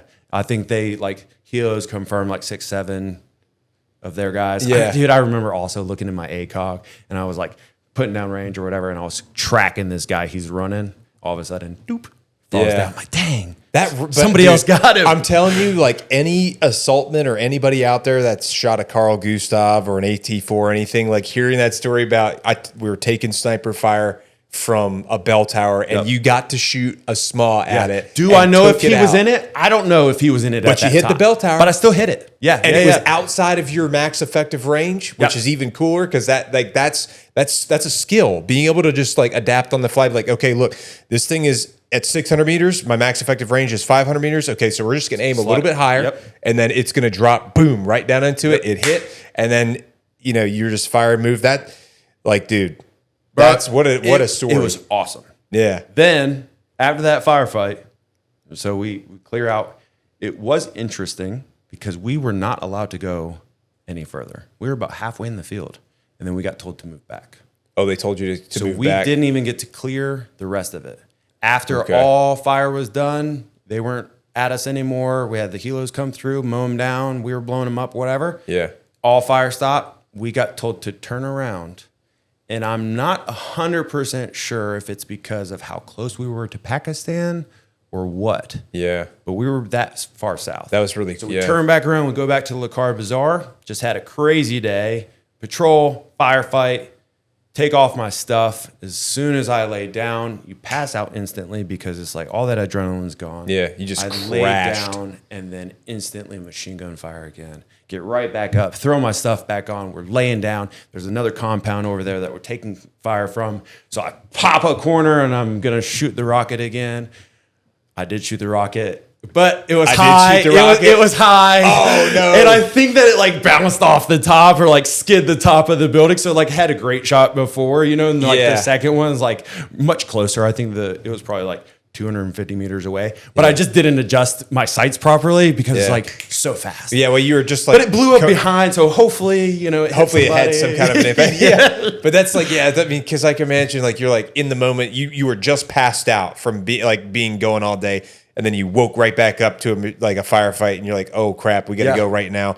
And then maybe you're just like adrenaline's pumping again all of a sudden, and you're like, you got the fog going on a little bit, And you are drained completely from everything. I mean, you are at that point, and something that the military does, especially the Marine Corps in our training, you are trained to perfection. It becomes like muscle memory. Yeah, it is second nature. It is just like, hey, I'm not even thinking about it. Yeah, like I'm just moving. Just going through what the training is because you've done it so many times over and over again. Afghanistan, I used every bit of my training, every bit of it, and it's what I was prepared for, mentally prepared for. You can never prepare mentally for losing the life of a friend, right? Yeah, we lost 14 over there. You lost 14. We lost 14 guys in Afghanistan. We also had an additional 75 casualties, which put us at combat ineffective. Okay. We went to Afghanistan with a lower amount of numbers anyway, kind of a light battalion. Yeah. And then while we were there losing so many lives and then 75 casualties, we got pulled out early. We only did a 6-month pump. 6 months was early for you guys? Yeah, 7 months is a full pump, but we got taken out a month early just because we were combat ineffective. Right, based on numbers. And then you talk about like, you know, our relieving unit coming in and getting into firefights and stuff. We took over this huge compound, and I remember so much about like visually and people getting hurt and shots going off. And now I can talk about this stuff. Talk about mental health earlier. I can talk about these things because I've addressed them and brought them up in therapy, in counseling, in men's groups, and listening to other people talk about it. It's been healing to me. So now that I can talk about these things and going through the firefights, seeing friends die, seeing people get blown up, seeing like body parts, dude, we straight up, my friend got blown up in Afghanistan, and over the radio, we hear it and we get told to check the river for body parts because we can't find all of him.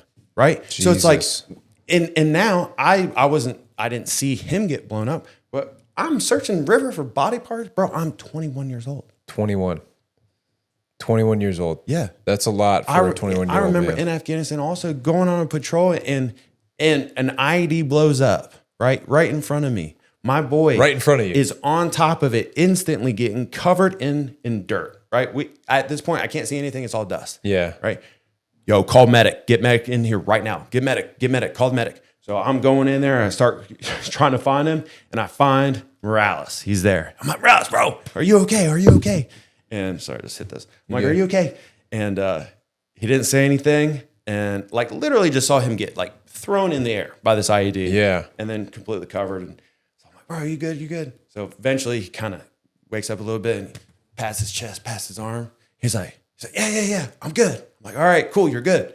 Well, you know, he got a brain injury, but he didn't lose any limbs. Any limbs. What happened was, man, they put that IED too far down into the ground. So when it blew up, it literally like pushed the earth up as opposed to blowing him up. Oh my God. So we got extremely blessed. He got thrown into the air, smashed into a wall. I'm getting covered in, because there was like, Jesus, dude. I mean, you're on a patrol, so you don't have too many feet between each other. You got like 10 feet or whatever. Yeah. And He was like, 10 feet in front of you. He was about 10 feet in front of me and like blew up right there and like got pushed Jesus. that way.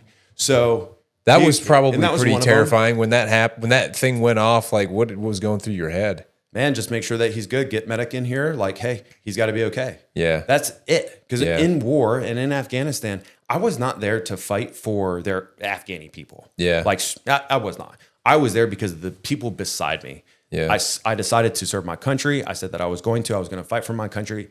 I could understand Iraq. I did not understand Afghanistan. Still don't really fully understand Afghanistan and why we were there. But I was there to help protect my brothers. Yeah. At that point, did not care about those people. Yeah. Whatsoever. And I know that sounds harsh, but I get I it. watched a man and his child put an IED into the road.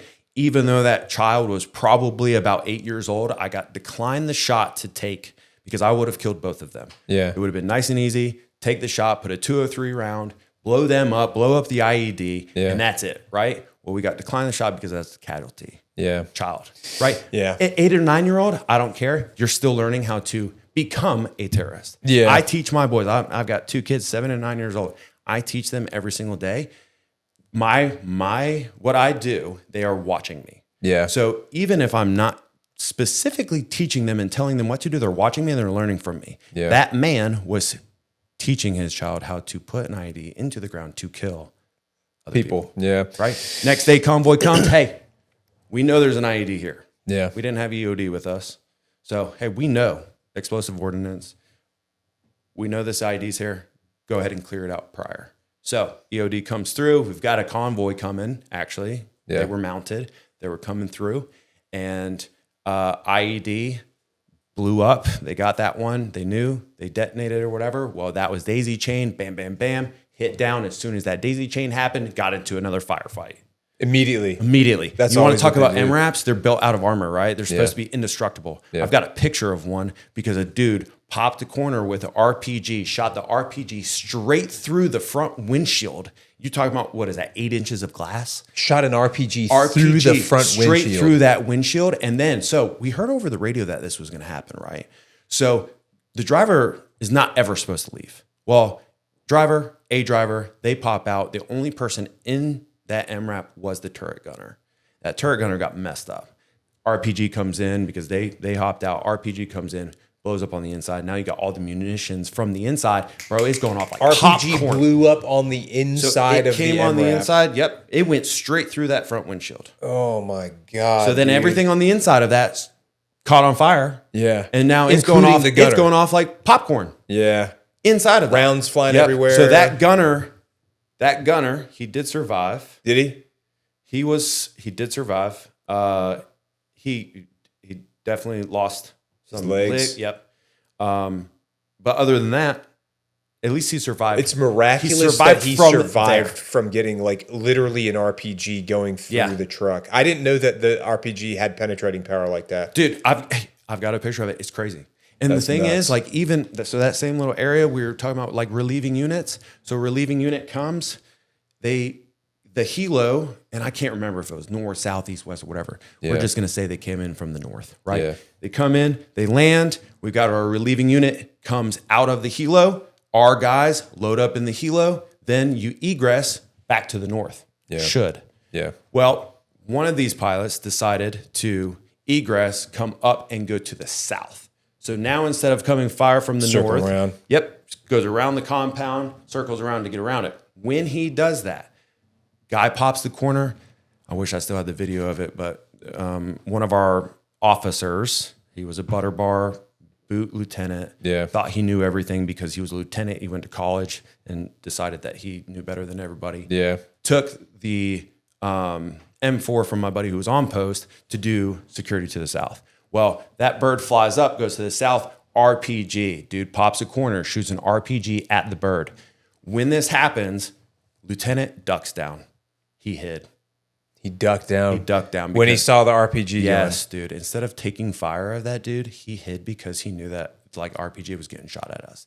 Thank God the RPG, super old, right? Most of them don't work. So when it got shot, it started coming up. One of the fins obviously was not intact or whatever, and it dipped down, dived down, and then blew up into the ground as opposed to blowing up that bird. Oh my God. Yeah. So That's then lucky. they went, yeah, dude. That's super lucky because all those people in that bird and the bird would have been gone. Man, there would have been like 20 people or so. God was watching over us. 20 people. All. Yeah, because you got to think, you got the gunners, Was it the 53? A gunners, or was it a 47? It would have been a 53. 53? It was definitely a 53. Okay. It Yeah. didn't. 47 I had in Iraq. Iraq, dude, on my birthday in Iraq, 2007. Yeah. November 2nd, 2007. We're on a bird going from like whatever camp we were at to Ramadi at that time. And we're on the bird. CP unit goes down. We fall 500 feet in the air. I'm a boot. I've got no idea. So I think they're turning on the heat. What happened was the rear propeller spun the wrong way, shot shrapnel into the engine. It caught on fire. Oh my God. It got hot on the inside. My boy smacks my chest. He's like, yo, we're going down. And so you hear something, you just hit somebody else. We're going down, you know? Yeah. And then it's like, wait a minute, what? What did you just say? So I'm like, oh man. So I was like, did you just say it? He's like, yeah, buckle up, we're going down. So now we get prepped and we do a hard emergency landing. Back in, we lost our hydraulics in the back, smashed down, slowly lowered the front end down. It was an Army pilot. He saved all of our lives. That was another time that I almost died, that God was protecting me. That's a CH-47. That was a 47. Yeah. Oh my God. And that was, that must have been terrifying. Let's see, because that was November 3rd of 2007 is when that happened. Jesus. Yeah, I turned 20, I think I was on. 20 years old. Yeah. That's crazy. I've ridden on CH-47s because that's what we would ride in typically back and forth between Syria and Erbil, Iraq. Because there was a log train that would go back and forth between the two countries, but typically the way it was like transport, if you're going to Syria, you're usually getting inserted from either Black Hawk or CH-47. So like I rode a CH-47 into Syria and then I rode one out and then I rode the second time I rode in another 47 and then back on a Black Hawk. But I remember like a couple points where I was like freaking out, not like outwardly, but just like in my head, I'm like, oh God, are we going to die? Like, cause we flew into Syria and like, as we were getting close to the base, they popped off all of their flares. Mm-hmm. So I thought we were getting targeted. Yes. I'm like, are we going to get shot? Like, what's going on right now? Like, why are you shooting these right now? But they're just popping the flares off. Cause it's like a customary thing to do is you're approaching your like terminal vector or whatever, your terminal, like where they're landing. I guess it was just like a standard to pop flares just as a precaution in case you are being targeted. Yeah. At least that's what I was told. That might be complete nonsense, but still I was like, what the hell is going on? Cause it's completely pitch black outside. You can't see anything. No idea. And so we're all in there like, you guys seeing this? Like what's happening right now? But that's way that's way scarier. Like you fell 500 feet. What was scarier about that was like we do the emergency landing and then they're like, all right, guys, just give us a little bit of time, you know? So like we're waiting around and like, well, what are we waiting and for? Where were you? We want to go back on that same bird. You want to put us on the same bird to go? Mm-mm. So like they were trying to do a fix on it. Yeah. While we were just waiting there, eventually they're like, "No, we need to get a new bird." So where did it have to land? Like where were you at? We landed at the same place we took off. Okay, so you didn't leave the area. We didn't even really leave the area that much. We were in the air and we were going around a little bit, and then that happened. So we literally didn't go far enough. We landed at the same spot. I was so naive, man. I had no idea what was going on. I didn't know. God. I didn't know we caught on fire. I didn't know we did an emergency landing. All this kind of stuff. So we get off the bird, and I'm like, man. Do all the bases out here look exactly the same? Yeah. Jesus. That's what went through my head. Yeah. I had no idea. You didn't know. But that's like, that was one of the things I remember seeing on the news all the time is like Black Hawk helicopters were crashing left and right out there. And so like a lot of times people that were being transported from one spot to another, especially in Iraq, there was a lot of fatalities related to helicopter crashes. And there was so much on the news though that was not real. There was probably a lot. In Iraq, I was able to actually talk to my parents more. Like we had, comms or whatever. And I think we had internet too. But it was definitely different. Afghanistan, it was one call a month. Okay, yeah, because it was very hard to... 5-minute conversation. Hey, I'm safe. Yeah, unless you were on Bagram, they probably had a lot more amenities. Oh, yeah. But where I was, I mean, Yeah, you were in an austere environment in Helmand Province. I was living out in the middle of nowhere, sleeping in the stars and the dirt. And, all sorts of so what do you think was the number one thing that like you said, you had 14 KIA. What was the main thing that caused those? Was they mostly IEDs that were the source of that? I mean, there were a lot of IEDs, but then also just Small arms fire. Yeah, like So it was a mixture. You get into a firefight and taking arms, and specifically one of the guys that he was a boot, and I got to train him. He was under me, and was he an assaultman? he was an assaultman, and he only went on that patrol because my other buddy who was an assaultman, it was his second pump, got dysentery, and he could not go on that patrol that day. So Vincent took that patrol.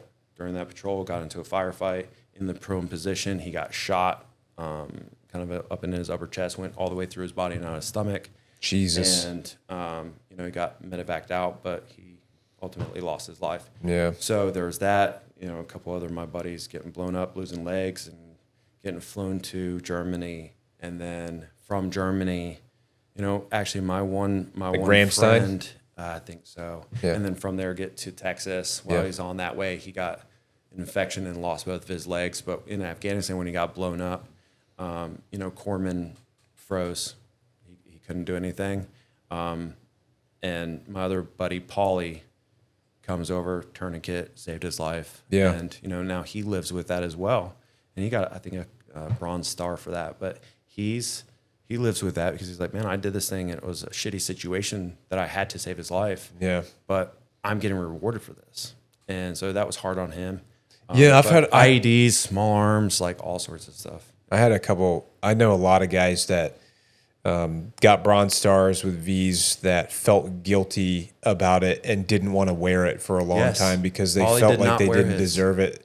Yeah. And also they're like, why I shouldn't be wearing this for just trying to save somebody's life. Like, because it's usually if you're wearing a Bronze Star with a V and you're not an officer, you probably went through a pretty traumatic experience. You saw something. You saw something pretty traumatic. Because that's like to earn, especially as an enlisted guy, like officers have had, a lot of officers I knew have gotten like Bronze Stars, like for taking IDF and stuff like that. But like if you're an enlisted man and you have a Bronze Star with V, you probably saw something. Bro, really we were traumatic. straight in it. I mean, day in, day out, it was firefights, IEDs. That's what we were there to clear IEDs, just to push south. It's just clearing IEDs and patrolling. And you guys were dismounted the whole time. That is the one thing that is like, most people when they think of Afghanistan, at least for me, is like, okay, you're driving across all these places all over the place. And okay, yeah, there's a lot of patrolling, but I was always under the impression there's a lot of mounted stuff going on. No, we did very little mounted. It was like all we had the, helo drop. Yeah. And then we did the one where we were at our forward operating base and then loaded up, went to that Lakar Bazaar, cleared out the Lakar Bazaar. But other than that, like, that was pretty much it. How many months were you out in that austere location in Helmand? In total, I would say, like, actual combat, you mean? Because, like, transition and everything. Or just out in the area, like, Probably about 5 months of it. Yeah. 5 months You got of it probably right like there? 2 weeks coming in and 2 weeks going out for, like, transfer. Yeah. We were there for 6 months. So, yeah, 5 months of total, like, so, let's see, May 18th is when we deployed. I know that 4th of July is when we did that helo raid, but there's other things going on before July that. 4th. On Independence Day? Yeah, dude. It was like the 3rd or the 4th because we were like, yo, this is America. Yeah. It's like Independence Day. Straight up, A helo raid. We're about to have the biggest firefight and a helo raid since Nam. And it's like we get there, it's like birds chirping. That's crazy. But so yeah, a little bit of both for that. And then really the war started when we came back. Like the Battle of Marja started in 2010, I think. Or Oh no, I mean 10. just the Battle of War for us. For guys who served and I see what you mean. Mentally getting back here and trying The to real live battle. through life, the real battle, dude. It is not over there. It is when you come back from especially combat and the things that we did, the things that we saw, you can never prepare somebody for that mentally. Yeah. Like you can't. I remember one time our staff sergeant was sitting down. He's like, hey, write this down. He's like, one of you will not come home. Yeah. He's like, write this down. Now look around. One of these people beside you will not come home. And that was reality, right? that was Iraq. But then Afghanistan, man, like you cannot prepare for that. That was the amount of mental preparation. Hey, one of you guys might not come back. Yeah. And then 14 guys in Afghanistan, we get back. And then very quickly after that, it was my friends started to kill themselves. Yeah. Alcohol abuse, drug abuse. Some of my guys overseas, started to heroin and got opium addictions. While they were in Because Afghanistan? it was there. Yes. Wow. I smoked quite a bit of pot when I was in Afghanistan. No kidding. Because it was there. Yeah, dry it out and smoke it. That's right? kind of like what was going on in Vietnam too. I think like some similar stuff. Would try to get you try to get away from reality. Yeah. Right. And getting high, you can get away from reality. Disconnect for a little bit. Disconnect. Correct. Yeah. So that's such a crazy. What a crazy. Because like you think about it, it's like you're experiencing some of the most traumatic things that human beings are able to experience on Earth, which is war, right? And like typically people are burning one down in the States just to like chill out and watch Netflix or something. But you're over there like, I'm just trying to not be unhinged. Cut the edge. Just trying to cut the edge off just a little bit. Yeah. So then you come back to the States. And you take that with you. Correct. When you come back. So now what do you do to get rid of that edge? Your drugs and alcohol. Did you have a lot of guys popping hot on piss tests when they came back? No. No, Surprisingly. Wow. Yeah, and we didn't get drug tested over there. No, yeah, because sure, how are you to get? Man, we were kind of smart about it. Like between Iraq and Afghanistan, there was a lot of drug use. Yeah, and it was like smoking on Fridays, popping pills on Saturdays, lots of alcohol throughout. But then it was taking niacin and niacin flush. Yeah, people were doing the right things. Yeah, I mean, we kind of knew, but we would get drug tested all the time, and surprisingly, just never got caught. Yeah. But then, so coming back to Afghanistan. From Afghanistan, getting into the real world, and at this point, we're still in the Corps, so we're still surrounded by guys, and going through that stuff, and a lot of drugs, a lot of alcohol. Still, alcohol for sure. Yeah. Alcohol controlled my life. Was that your last deployment? That was my last deployment. Okay, so I got out in 2010. 2010. Yeah, so that was like during the Battle of Marja was when that started to kick off as you were transitioning out. Now, man, I'm pretty sure that 2nd Battalion, 8th Marines I know that they went back to Afghanistan after. They probably did. So they went in 2010, and I know even that deployment, they lost. It probably was bad. I think another 7 guys. Yeah. Yep. That was, so that's when I know 2-3 was there in 2010. I know 1-6 went in 2010. And if 2-8 was there in 2010, so they might have all been ripping with each other at different places and stuff like that during the Battle of Marja. But so that I think that's a great place to kind of transition from like the Marine Corps experiences to kind of like as you were transitioning out of the Marine Corps. You returned from your last deployment. How long did you have before you actually EAS'd after you returned from that last deployment? So I got back November 18th of 2009, and then got out of the Corps in October 2010. So about a year later. About a year. So were you with your company still for that whole year doing their workup? I was for about the first 8 months or so, and really I did nothing. I didn't want to make friends with the new boots coming in. I didn't want to train them. I didn't want to get to know them. I didn't want to know their names. Yeah. I didn't want anything to do with them. I worked out, I swam, and I drank. That is what I did. I didn't want to form new relationships, especially if they were going to go to Afghanistan, and then me have that on my conscience of, hey, I know you, and you might die. Yeah. I didn't want that. So I just stayed away, and that's what I did between Iraq and Afghanistan. Just didn't make any new friends because even my family, I stayed away from my family. I was going home every weekend when I joined the Corps to see my family. After Iraq, between Iraq and Afghanistan, I went home maybe a handful of times. Yeah. And it was just because I didn't want to form stronger relations if I knew I was going to die. Yeah. So then you get back, have 1 year coming out, didn't form any relationship with them, and then it's like civilian life. Yeah. When did so you got out, you said in October of 2010. Yep. And then where did you go once you got out? I went to Raleigh. Okay. So you moved to Raleigh, and that's where you met your first wife, My first right? wife. Yeah. So, so Raleigh, I was going up there every weekend to go party. Kind of met her before I even went to Iraq. Yeah. But at that time, I was 19 and she was 16 or something like that. So she was like a little girl. 3 years younger than she you. was like, I didn't even think twice about it. Yeah. Got back from Afghanistan. And I'm like, oh, hey. Now you're 18. How are you? Yeah. So went to Raleigh. We started dating, and then we got married and decided to move to Charleston, South Carolina. During that time, I was going to school, got accepted to Charleston Southern University, doing a business management degree. Yeah. We decided to move down here, and we started our life down here together. Did she? How did you meet her? I met her just from going to a party in Raleigh. Okay, Yeah. so she's at a party that you happen to go to? Yeah, we kind of like Marine Corps buddies kind of went up there, and then we hung out with other people at a party, and she was there at some point. So then it was mostly just like Facebook, hey, hope you're doing great, little messages, little things like that, until I got really back from Afghanistan. And then Gotcha. I was 19, or she was 19, and I was 22. 22. And then, so you stayed in Raleigh for a little bit before you moved down here? Yep, stayed up there for a while. I think, a couple years. Yeah. And then we got married in 2013. 2013? Yeah. Okay.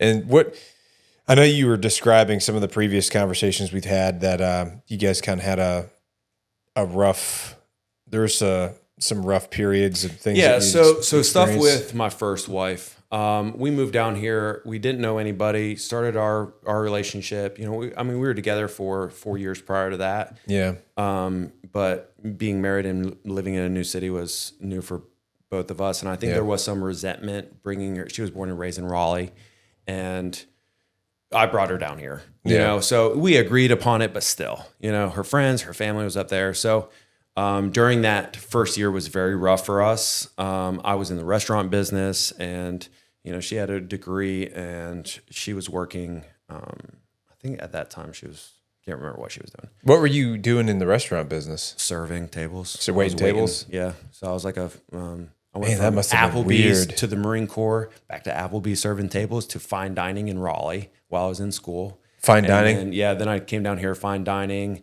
I was at High Cotton for a little bit, and then Oak Steakhouse, which is like a couple blocks, like literally a couple doors down. Yeah. How was that transitioning to doing that after being like in the Marine Corps? I was in school and just trying to go through it, and a lot of alcohol.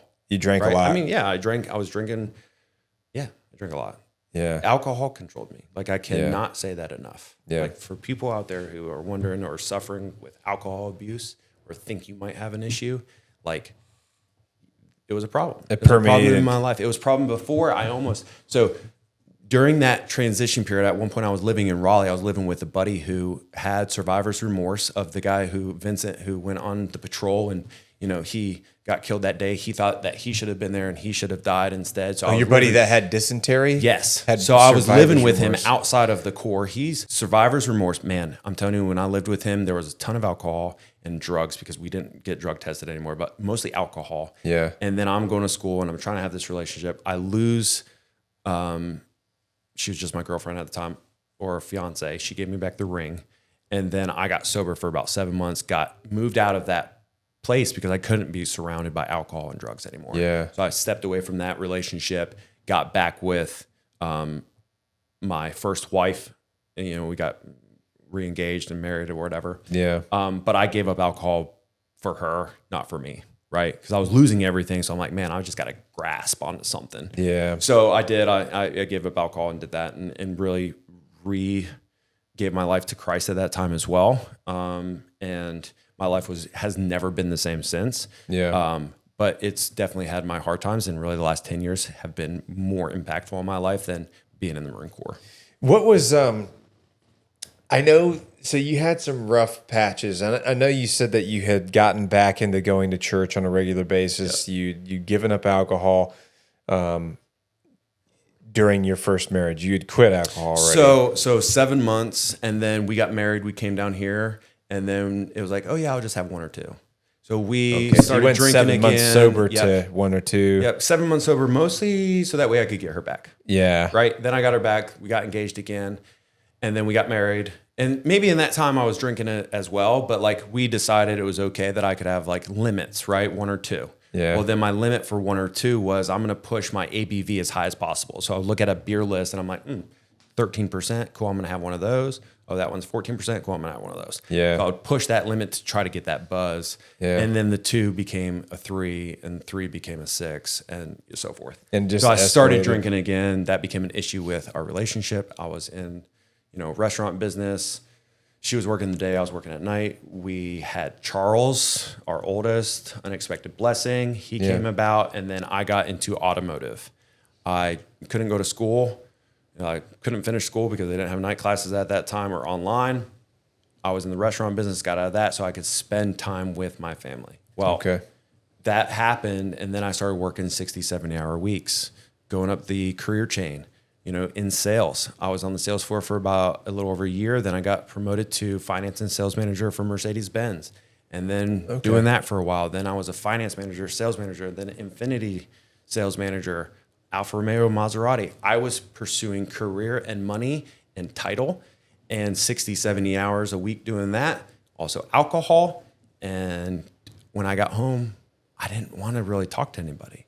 So my wife... At the time, she was at home with the kids. We had 2 kids at that time, So you were working in for like Mercedes, Maserati. At one point, I was the manager for Maserati, Alfa Romeo, Infinity.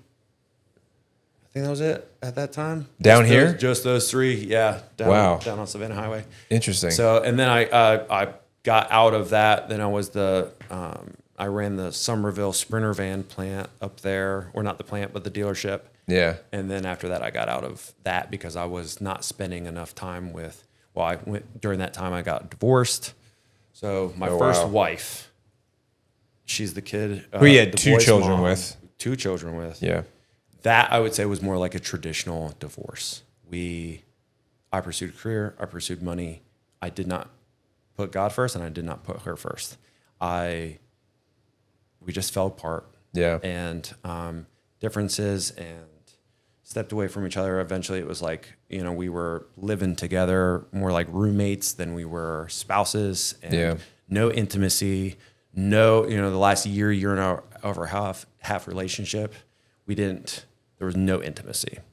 And so eventually it was like, hey, do you love me? And she was like, I'll always love you. I said, well, are you in love with me? And she said, no.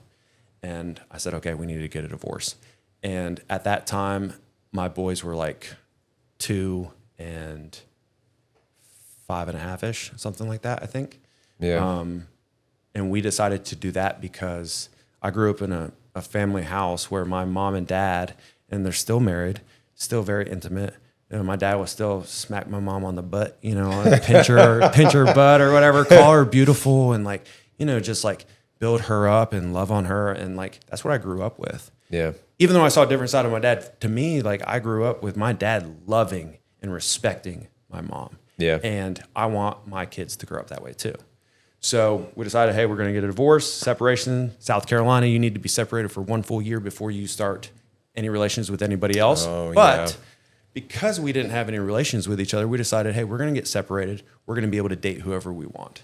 So, oh man, as soon as I got separated, I literally jumped right into another relationship. And this is so during that time, I started going back to church as well.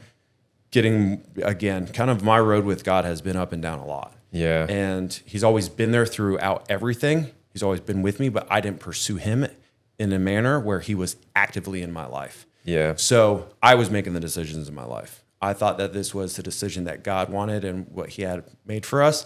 I met this girl who was also going through separation and divorce. So I was thinking, great, 2 broken people coming together. They're going to have a great relationship, and then we're going to be able to use that to be able to talk to other people who are broken, going through the same thing. And we're going to help them with their marriages. Yeah. That was my idea. Year and a half that of was dating. your idea. Yes. Year and a half of dating her. We did not sleep together. We did not live together. I would go to her house. We would have dinner or whatever. If we got into an argument, we would talk about it, discuss it, and then I would leave. I would go home. Or vice versa, right? We get married. We got married, and within the first 6 weeks, I decided I started having sex with a condom on because I knew I did not want to have a child with her. Oh, wow. That was within the first 6 weeks. it was night and day. I got used, manipulated. During that first year and a half, she really lied to me about what was going on. And then when we got married, after we got into an argument, I wasn't leaving the house. I was still there. So we would talk about what would happen. And then there would be like, hey, I'm sorry, I love you. And then it was, I hate you. And why did you do this? And dude, man, beyond bipolar, I lived in a domestic violence relationship. I was verbally abused by her, mentally abused by her. This is your second wife. And physically abused by her. We dated for a year and a half. I didn't see any of this. Get married. After you get into argument, you can't leave. So the ups and the lows and the hot, man. So then, and again, during this time, I gave up alcohol again. I was sober for a while. So your relationship with alcohol has been kind of like off and on. Like you get sober for a little bit, and then things would kind of even out, and then you start drinking again. Things would get bad. And then things would get real bad, and then you just quit again for a little bit. I would cope with it. Cope with it, yeah. Because alcohol, hey, you're having a great time when you're drinking. Well, if you're depressed and you start drinking, you're going to have a great time, right? Ideally. No. Yeah. It's a depressant. Yeah. So I was just like depressed, and I was drinking, trying to get out of my depression, but drinking more into depression is what I was doing. Yeah. So in this relationship, I started drinking and hiding alcohol from her because I didn't know if I was going to go home, if I was going to go to somebody who is, I love you, you're awesome, or I hate you, you're terrible. There was so much anxiety and depression I've never felt in my life. I started, when we went through this relationship, got married, starting to realize these things, we instantly got into therapy and counseling. And I was honest about things, and she would not be. And now, was she clinically diagnosed with any type of disorder? So she was not at first. And then it was like, hey, like something's not right, right? So let's go to the doctor. She didn't want to go to the doctors. Eventually she did. Probably like first 4 months into it, she got put on some depression and anxiety medication. Yeah. Okay? She wasn't taking it regularly. So if you don't take your medication regularly, it can also, mood swings are more in your chemical imbalances. So that was even worse. Yeah. And so then all that happened. And in that relationship, she would jump on top of me. She would jump behind the car so I wouldn't leave the house. She would restrain me physically. And she was CrossFit girl. Okay.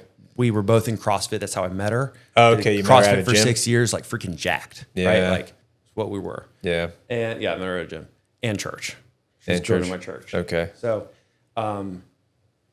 living in this relationship, I never experienced real like isolation or depression and anxiety until her and going through counseling and therapy and kind of trying to understand what she is feeling.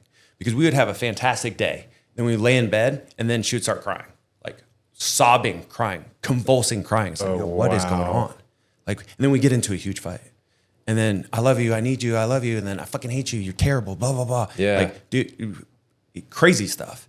So Jesus. So I eventually, like there was times where she would have to leave because I would get my boys on the weekends, right? So I got custody of my boys on the weekends. Well, I couldn't have her around my boys when she's like that. No, definitely not. So we never, like that relationship and with the boys was never really solid. They kind of knew something. She never could really love in a proper way. And really it was like mentally at the very end of the relationship, a year and a half of our marriage, she did go to see somebody. And within 30 minutes of talking, she got diagnosed as being bipolar and put on some medication. But that whole time we were undiagnosed. And then she started taking it and kind of not really here and there. There was also some stuff with her about comforting another man while he was losing her wife to cancer.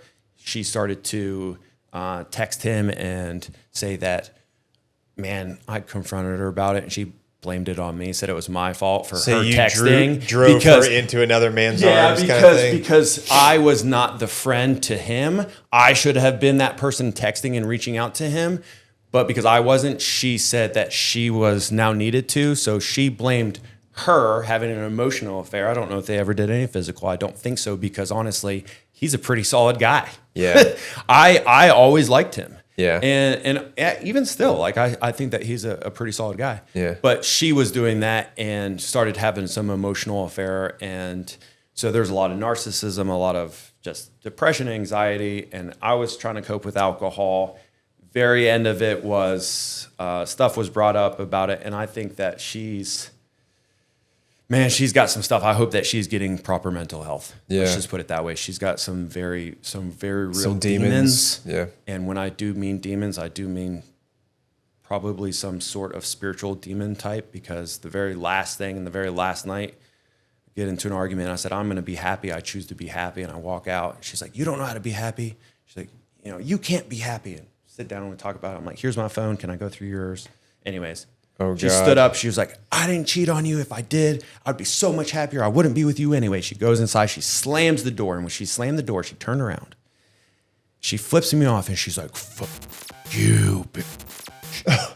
What? Like with a deep voice like that? Nasty voice, dude. And I'm telling you, some sort of possession. That's what that was. So that was the very end. After that, I said, hey. I gotta go. Absolutely not. Can't do absolutely not. And during that period of time, dude, I slept in my guest room. I slept with my gun because I slept in the guest room one time without it. And I woke up in the middle of the night. She's standing, staring at me, just over the bed, staring at me. And I said, yo, what's up? I said her name. And I'm like, hey, you need to back up. I said, yo, what's going on? What? I said, answer me. And she's like, she finally came back to. And she walks over, turns on the light. She's like, oh, what? You think I'm going to kill you or something? And I said, yes, I do. I started sleeping with my gun after that. Oh, bro. I wasn't financially stable to leave. So I couldn't, just leave and get another place. I was stuck, dude. So then finally, hey, you need to leave. Can't be around this. Got separation and divorce. As soon as she left, within 2 days, I thought everything was great. Then alcohol completely controlled my life. Yeah. That is when I went deep dive into alcohol. After you guys split? Yes. Okay. Because I was coping with alcohol for depression, anxiety, and stress. And then she was gone. I thought everything was going to be fine, but then I was by myself. And I was still living with all that and anxiety and depression and everything that I just went through. So when I went through all of that, I coped with alcohol. And I was drinking, man, as soon as I woke up in the morning, drive down the road, stop at the gas station, first one, beer. Yeah. And I was drinking 9.9% ABV beers. Go to work. Lunchtime, where were you working lunchtime, at the time? Alcohol. Freaking after work, alcohol. Where were you working at the time? DR Horton at the time. Okay. Yeah. So, and I could hide it. I was working remote sometimes. Yeah. I mean, it was terrible, dude. Yeah. And it literally got to the point where I was crying. I was isolated. I was depressed. I was by myself. I didn't have community. Were you going to church at the time? I was still in church, but I was not actively involved in church. So I remember, and even when I was still married, going through an abusive relationship. This was in February of 2.5 years ago, so 23. Yeah. Going through this, I remember our pastor doing a sermon, and he said, hey, if you are someone who needs community, if you feel alone, you're by yourself, you're not living your life by yourself. There are people who love you and care about you, community of people. Surround yourself with godly people who can lift you up. He said, if you are that person, you need to raise your hand. I have a picture of that, and I raised my hand. I don't even remember raising my hand. It just kind of went up. Yeah. But that was the very first small step of faith that I had in saying, God, I'm broken.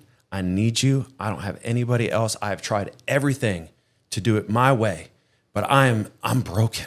I'm crumbling right now, and I need you. I was in an abusive relationship when that happened. Yeah. Started to form relationships with men, went on a couple of men's hikes with the church, and started to find freedom in those things. First men's hike, abusive relationship. Second one, got out of that abusive relationship, but also struggling with alcohol. Third one, being free from alcohol. So February of last year, a little over a year and a half ago, I gave up alcohol completely. Yeah. It was, and the only way that I was able to give up alcohol was because I surrounded myself with a community of men who loved me and was encouraging me, did not judge me. I was still going to church. I was still serving at church. And I know that there had to have been some days where I showed up and I smelled like alcohol. Yeah. But my church did not shun me away. They accepted me. They showed me grace and love the whole entire time. And And that is what the body of Christ is, right? I grew up in a church that was hell, damnation, fire. You're going to hell if you don't go to our church, you know? And then coming to what God really is and love and the care that he has for you. He is stern and he has discipline because of what is, you know, the word of God and what it says, but also he is compassionate and wants you and desires you. So like I got to that point where I'm like, okay, I need you. I need God. And I was able to give up alcohol because I surrounded myself with men. I stayed away from women. I stayed away from women. I didn't want them in my life. I had bad extra with women, you know? Yeah. So I'm like surrounding myself with men, was able to be open and honest about my addiction to alcohol. And once I was able to be honest about my addiction to alcohol, I was actually training for a marathon with my friend. I was 250 pounds. I hate running, hate it. I think that was because of the Marine Corps. But I also hate being fat. Yeah, I do so too. I hated being fat more than I hated running. So we started prepping for a marathon. There you go. I never ran more than 10 miles in my life. So we started prepping for a marathon. I'm like, hey, man, I was like, in February, let's give up alcohol. So that way, when we run the marathon in March, we'll lose a little bit of weight. We'll feel really good. Yeah. So that's kind of how I was able to do it because I had one person with me who was a godly man, who was training with me, who I was able to be open and honest with, who said, hey, I'll do that with you. Yeah. Right? So first and second day of February came about, I still drank. And I lied. Third day, I'm like, hey, man. I was like, you know, are you good? He's like, I haven't drank. I'm good. I was like, okay. February 3rd, I stopped drinking. And I'm telling you, it was just the first day was the hardest. Yeah. Just that first day, because I don't know how many times I prayed and I cried driving in my car, crying to God. Yeah. God, do not let me drink. God, please do not let me drink. Very first gas station, I pull in and I grab beer. Just like that. Yeah. I was praying for something that God could do. But God says, hey, I'm not going to take that away from you right now because you need this in your life because what you do need is men in your life. You need godly community in your life. You need people in your life to encourage you and love you because this is not going to be the only hardship in your life. It's not just going to be alcohol. So if I bring you out of this and say, hey, cool, you're done with alcohol. Gregory, what next? What is it going to be next? What addiction is it going to be? And at one point I struggled with, man, I need to have a vice. That's how I felt. Yeah. Like, don't take away my alcohol. Don't take away my nicotine. Don't take away this. Don't take away this. Yeah. And it's because I needed to have something that would control me. And what I realized is, man, if I want somebody to control me, let God control me. Yeah. Yo, God, lead and guide my steps. So I was able to give up alcohol on February. I was 250 something. 250. That's February. I gained weight. February of 2020 what? February of 2024. 2024. Year and a half ago. Okay. Yeah. So a year and a half ago, gave up alcohol. I gained weight instead of lost weight. So I ran a full marathon, 6 hours and 13 minutes at 261 pounds. God almighty. Bro, that's heavy. Brutal. That's heavy for a marathon, man. It was. How'd you feel after that? I felt terrible. Yeah. I pulled my piriformis, like going from like underneath your butt, coming all the way up to your side or whatever, like pulled that around mile 22.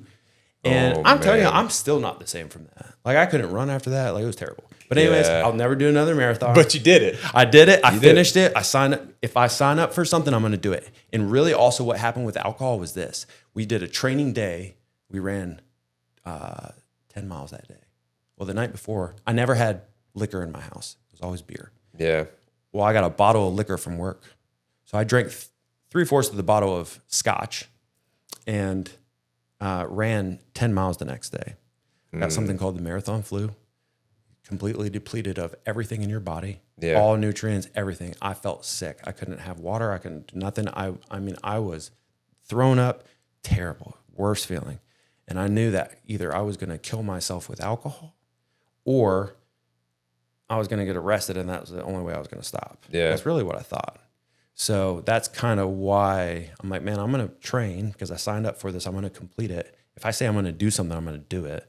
So signed up for it. I paid for it. I'm going to do this marathon. I need to give up alcohol. Yeah. So part of that is like how I was able to, and just having support with all of that. Yeah. Having a support network is a hugely important part of being able to get a balanced life, you know, because like human beings are social creatures from what I found. And even if your community, whether your community is like a church group, whether it's a men's group of some kind, whether it's like a painting group that you go to, a hiking group, a group of folks that you work out with on a regular basis, if you get involved in veteran organizations, like any veteran affiliated organizations, if it's like the VFW, the American Legion, whatever the organization is, the Marine Corps League, there's all kinds of like different organizations out there where you have community. And it's always easier to like hold. It's okay. We can hold ourselves accountable, and ultimately, like that's the ultimate responsibility. Is we can the only person who can really truly hold us accountable for our own actions is ourselves. But it does help when you're surrounding yourself with a good community of people that are all trying to hold themselves to a certain standard, or at least just like trying to leave an impact on each other to like be good human beings, like-minded people, and some of that. So like with my life now, fitness is a huge part of my life. I've done triathlons, I've done marathon. I did a bodybuilding show in May. I finished one. I think that's when you first met me. I did a bodybuilding show. Yeah. But for me, like community of people, I have a fitness group that I run, co-lead on Friday nights. Call it Friday Nights at Strive. It's a free thing that we do, 6 to 7:15. It is like-minded people coming together who are pursuing God and also want to pursue health. And I have found that being able to have community of people, one that work out also, fitness, health, mental health, and spiritual all are together. And to be able to have a group like that, to be able to come together and say, hey, this is the life that I'm struggling with right now. And we can relate because we are pursuing God in fitness, right? So that's our community.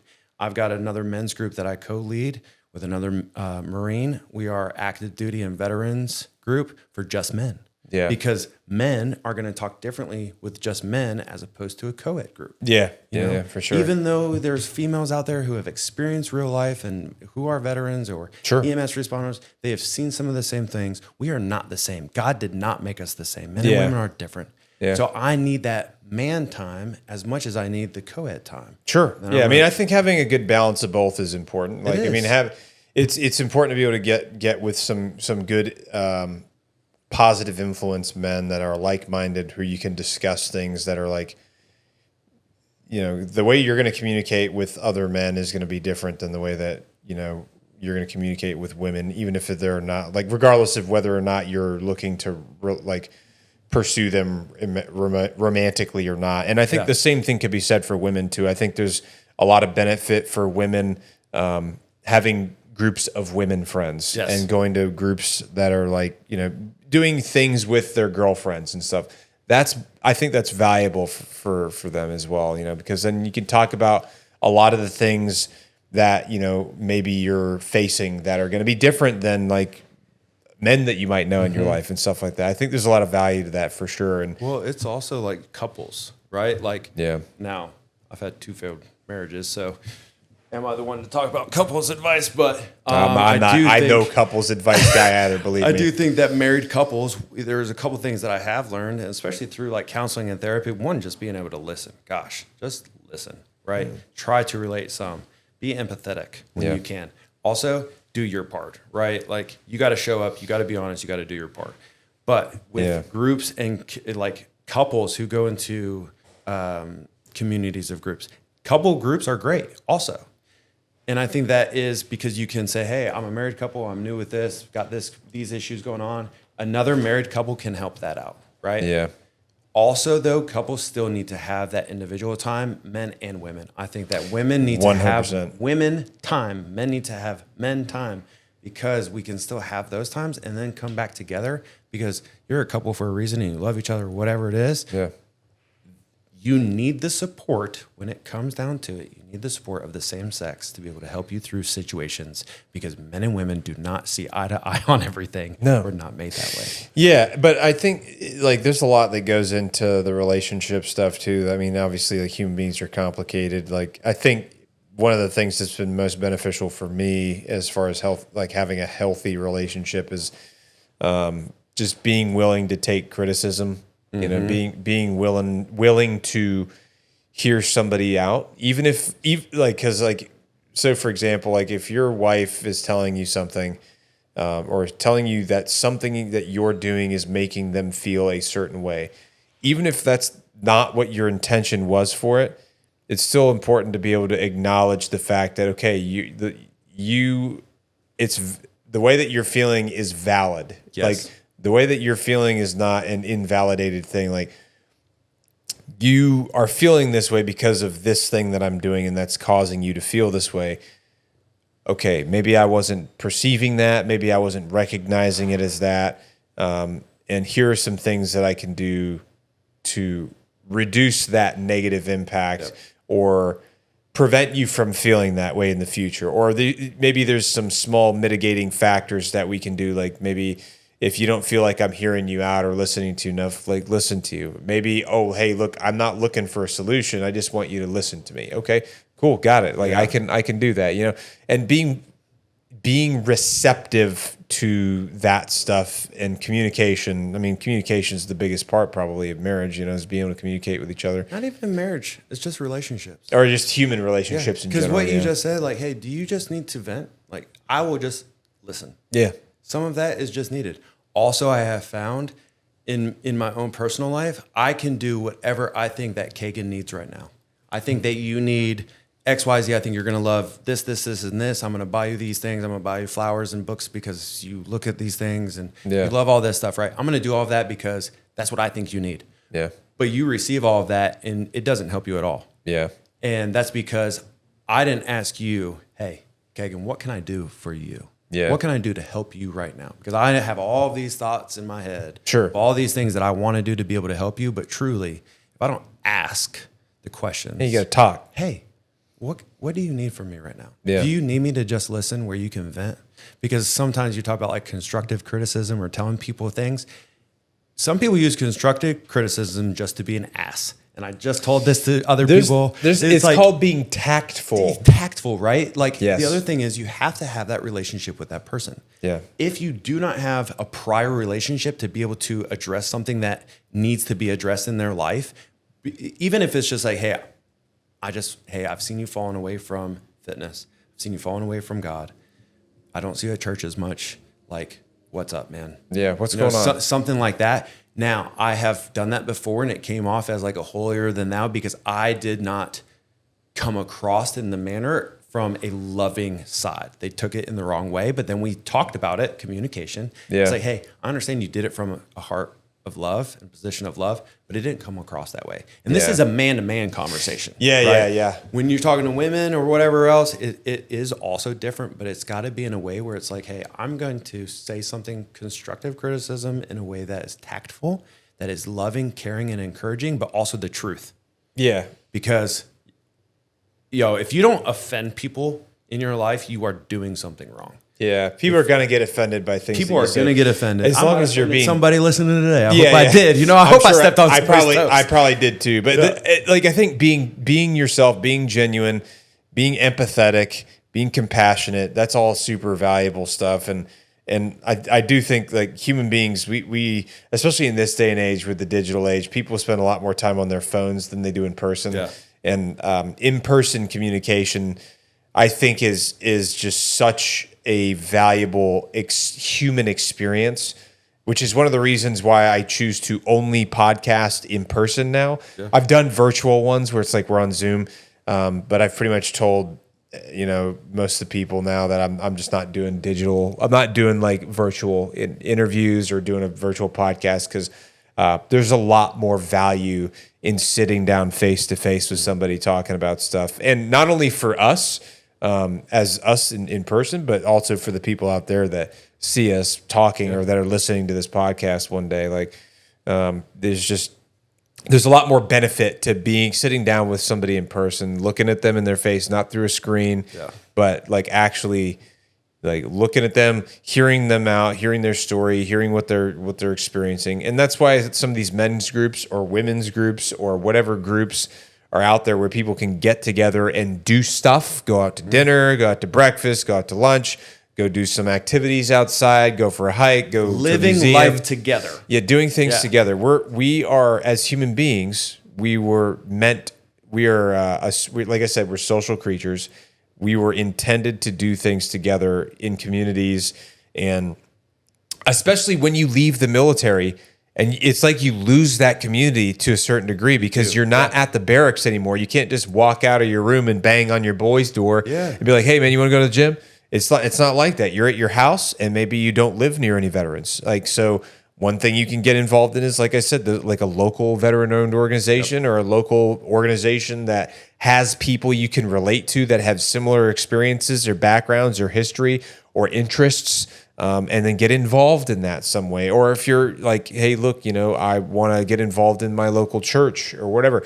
If it's having a positive impact on people because you are building camaraderie, you're being a positive mentor, you're being a good influence on people, you're helping people with their issues, then I think that's super beneficial to society in general, because a lot of people, not only do a lot of people not grow up with community or anything like that, but a lot of people are like floating through life all by themselves without anybody. They're just kind of scooting by. And I don't like, life is too short to just like do the bare minimum and like slide through life and not like genuinely find some level of semblance of happiness. And you have to and I will say, I went through a phase in my life, and it was going through that marriage and being domestic violence relationship, where at a certain time in my life, I needed a season where I was just getting by. Yeah. I think I did need that. Yeah. And everyone's in different parts of their life. You can't stay there. No. Like, you can't stay mundane. You can't just stay like nonchalant about everything and just think life's going to be great. Like, man, we are made for so much more. Yeah. Like, whatever you think is out there, or you think that your plans are a lot greater than God has. Better plans for you. Yeah. And your life can be so much better, but you also have to put forth the effort. Yeah. If you do not put your part in it, look, veterans groups are not going to come to you. Men's groups are not going to come to you. You have to go seek them out. Counseling is not going to come to you. Yep. You have to do your part and make that step and go. I've got some, like my groups that I have, I've got 60 something people in that workout group. I call them out and I'm like, hey, you guys signed up, but you haven't showed up. Yeah. So you took the first step and signed up, said, hey, I've got a problem. I either don't have people in my life, I need God in my life, or I'm fat. Whatever it is, right? It's a fitness group, sure. Right? Yeah. So that's why I said that. But it's like, hey, I need this. But you sign up for it, but then you don't show up. So show up. It's the action. Yeah. You can say one thing, but what are your actions? Yeah. And I think that is a huge thing in our lives now. Sure. It's like we have all these people who want to say things, but do not take action to make a change.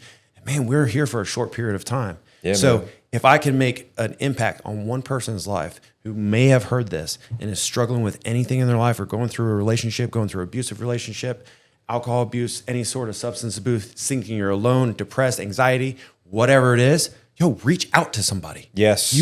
There is somebody else out there who is going through the same thing. They might be going through something worse. I was at a men's group one time. We're talking, there's like 10 of us. Some dude, very first time he's there, he goes, about halfway there, he goes, man, he's like, I'm really glad I came to this group. He's like, because I'm listening to all you guys right now, and it is really making me realize that my life is not that bad. You guys got some messed up stories. Yeah, He's like, yo, this is real life. Yeah. Like, this is what I'm currently going through. And it, in a way, it made him feel better about his own life, like his own situations. Like, man, I'm really not going through that much. We make mountains out of molehills for our problems too, though, because like the worst thing that's ever happened to you is the worst thing that's ever happened to you. And your perspective may be more narrow than somebody else's perspective, but that doesn't mean that it doesn't like take away from how much of an impact that had on you. So like if like you're, I don't know, like if you spilt coffee all over your brand new white carpet and now it's stained, if that's the worst thing that happened to you that day, well, in comparison with somebody else who may be like being forced into being a child soldier in Nigeria or something, that's probably a lot worse. But that may be the worst thing that happens to that person that day. Now, that doesn't devalue that compared to whatever other people are going through, but it is good to have perspective and talking to people and seeing, it kind of puts things into perspective when you hear other people's stories about things they're dealing with. And then you're like, you know what? My life's not so bad. I need to stop complaining about things so much, you know? For men, it's like putting down our pride and saying, hey, Yeah, you got to set it down. I'm broken. This is what's going on in my life. And I'm not saying go on Facebook and plaster all your drama. No, that's I'm not saying, it. Yeah. Be tactful about it. Have people in your life that can love you and support you and that you can be honest with. You start forming those relationships, but you have to do that part. You have to pursue. Yeah, you have to do the work, man. Yeah. Yeah, you have to do the work, like you said, man. You can't one of the reasons why it helps having a gym buddy, for example, is because you got somebody who can hold you accountable. Yes. You know, it helps to do that. Like, I've been training long enough now, and this is like how I keep myself saying that, like, I don't have to worry about being held accountable as much because I just hold myself to such a standard that is completely unrealistic all the time, which is probably unhealthy. But because I've just been doing it for like 20 some odd years, it's more like routine. It's like breathing air for me. Yep. But somebody who's just starting out, like, especially if they're just starting their fitness journey or whatever, man, it helps having a partner. Yes. It helps having a gym buddy, like, a lot. Like, if you're listening, like, that helped me a lot. And when I first started working out, is having people to train with who was like, okay, we're going to meet at the gym at 5 p.m. Don't be late. And I'm like, okay, I don't want to be late because then they're going to be waiting on me. And then it's like, now I'm jacked up and like, they're going to hate me. And it's like, okay, I want to at least show up so that way they don't hate me. Yeah. You know? And so that helps in the beginning for sure. You could say the same thing for anything else. Like whether you're, you know, in a 12-step program to keep you sober or something like that, everybody in that program is keeping each other sober because they're showing back up. They're talking to each other. They're sharing their stuff. They're hanging out with each other outside of that. Same thing could be said about like name whatever problem, name whatever type of thing that those groups are for, because there's groups for everything. Everything. Yep. And that all goes back to like having some sort of community that you can, you know, participate in human stuff, talking to people, spending time with people, asking for help whenever you need help, not being afraid to ask for help, not being afraid of what people, because we're always concerned about what other people think about us. Yep. We're always concerned about image. We're concerned about brand. We're concerned about all this stuff. And oftentimes, like, what other people think about you doesn't really matter as much as what you think of you. Because at least for me, like, having low self-esteem and anxiety and depression, all that stuff stems from my own self-image and my own self-worth. Yep. You know? And so, you know, having good human beings to hang out with, not only does that keep me from spending too much time inside my own head, which is not a good place to be anyway, because it's not healthy to spend too much time inside your own head isolated. But it gives me the ability to interface with other people and maybe have some benefit on them, even if I don't plan to or know that's what I'm doing, you know? And it just, you know, that doing something that's positive for other people, or like helping people through stuff, or just being present and being able to like be a part of somebody else's life. And if that has a positive impact on them in any way, shape, or form, like that makes me feel good. Correct. That makes me feel like more gratified because like I'm doing like something useful. To me, it is almost selfish, but I feel the benefit of helping somebody else. It makes me feel good. Yeah. Right. Which that's good. That should be something that people are incentivized to do. Yes. You know, because like, I mean, making people feel like does not make me feel good, dude. No. I know this is like super touchy feely, like Mr. Rogers stuff, but bro, I'm telling you, the older you get, the more I realize this stuff, like, being nasty to people doesn't make me feel good. It makes you nasty. It makes me makes me feel. It's like drinking poison and expecting somebody else to die. Man, you know. So like, all this stuff ties together, and it really again it comes back to you know, finding your community, interfacing with your community, doing something outside of yourself. If you can communicate with people or get with some group of some kind, whether it's fitness, spiritual related stuff, you know, a biking gang, like not a biking gang, but interpretive like dancing, whatever, boxing, a painter, whatever, a painter's class,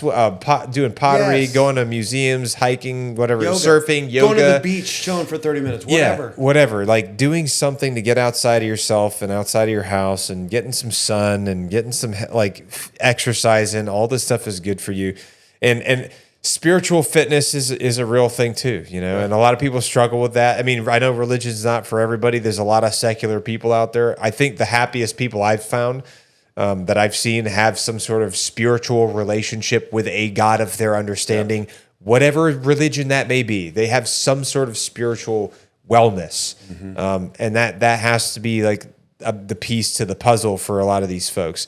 I'm not saying that's right for everybody, but it's what works for a lot of people I've seen. And they seem to be genuinely happier than a lot of other people that don't have some sort of spiritual wellness. Well, and for me, like specifically that, like I tried everything myself, and I got to the lowest part of my life until I was like, "Hey, God, I'm going to give you everything." Yeah. I gave him bits and pieces. I'm willing to do anything to get out of this. When you get desperate enough to do anything, I've already tried everything. I was like, I'm going to try God. And I'm going to try in a way that I've never done it before. I'm going to pursue him in a way that I've never done it before. Because I've had God in my life, but not in the same capacity. But that's required work on your part. Yes, it is constant pursuit, even now, constant pursuit of God, constant pursuit of relationships in my life, constant pursuit to benefit physically, mentally, spiritually. I have to put forth the effort. Because if not, I'm going to dwindle away. I'll live like that mediocre life of just getting by again, and that is not what we're made for. Yeah, because you'll slip, and it's easy to slip back into those old destructive behaviors too. Man. When that happens. If you do not have, if you do not have people surrounding you. So I went through like having good people around me. I went through a little phase where it's like I was low, but my low is not as low as what it used to be, right? Sure. Like my low spots are still pretty high compared to where you were. Compared to where I was. Yeah. So I was at a little low, and I've had good, godly men in my life that were like, called me out. Yeah. Said, hey, man, I'm just checking on you. Are you good? Like, are you right? And I'm like, man, dude, I appreciate it. Yes. Dude, I needed somebody I'm good. Like, hey, you're right. This is what's going on. I've just been struggling with this, but man, I appreciate you reaching out. 2 guys reach out to me. So with that, it would have been easy for me to isolate, depression, go back into that kind of stuff. But instead, I had people who I have allowed in my life to be a part of me because I'm open and honest with them. Yeah. That they can call me out and say, hey, man, I know it's just something's not right, dude. Are you good? Yeah. And they knew. So it's like, all right, cool. Yo, you checking in on me. I'm going to correct myself. Thank you for calling me out. Like, let's go. Yeah. Yeah. And see that is a positive thing, like that's, and there's obviously there's good ways to go about it. And there's a million ways to go about doing things like that, but there's always like maybe the better way. And I think the taking the road of compassion for your fellow human being is, I think, the best way to do it for sure. Mm-hmm. In whatever capacity that is, and being empathetic towards their situation, and not putting it as like a judgy thing or anything. Just talking and be like, and a lot of the time, the easiest way to do it is if you just ask people like, hey, are you good? You got something going on? Is there anything happening?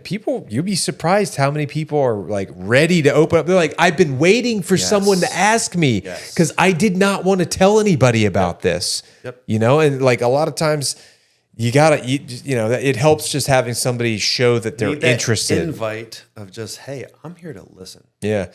Yeah, hey, look, dude, I give a shit. Like I exactly. Genuinely give a shit. Yeah. And what's funny about that is that's there's a certain air wing out in Camp Pendleton where it's like a purple fox, and the logo on it says "Give a shit." Oh, I have not seen that. Let me see if I can find it real quick, because this is actually a good friend of mine. Her name is Kelsey. She her husband was an MV-22 Osprey pilot. He was one of the Osprey pilots that lost his life tragically in a mishap where they crashed, and he was in that unit, I believe. Let me see here, HMM 364. I'm gonna show you this image real quick.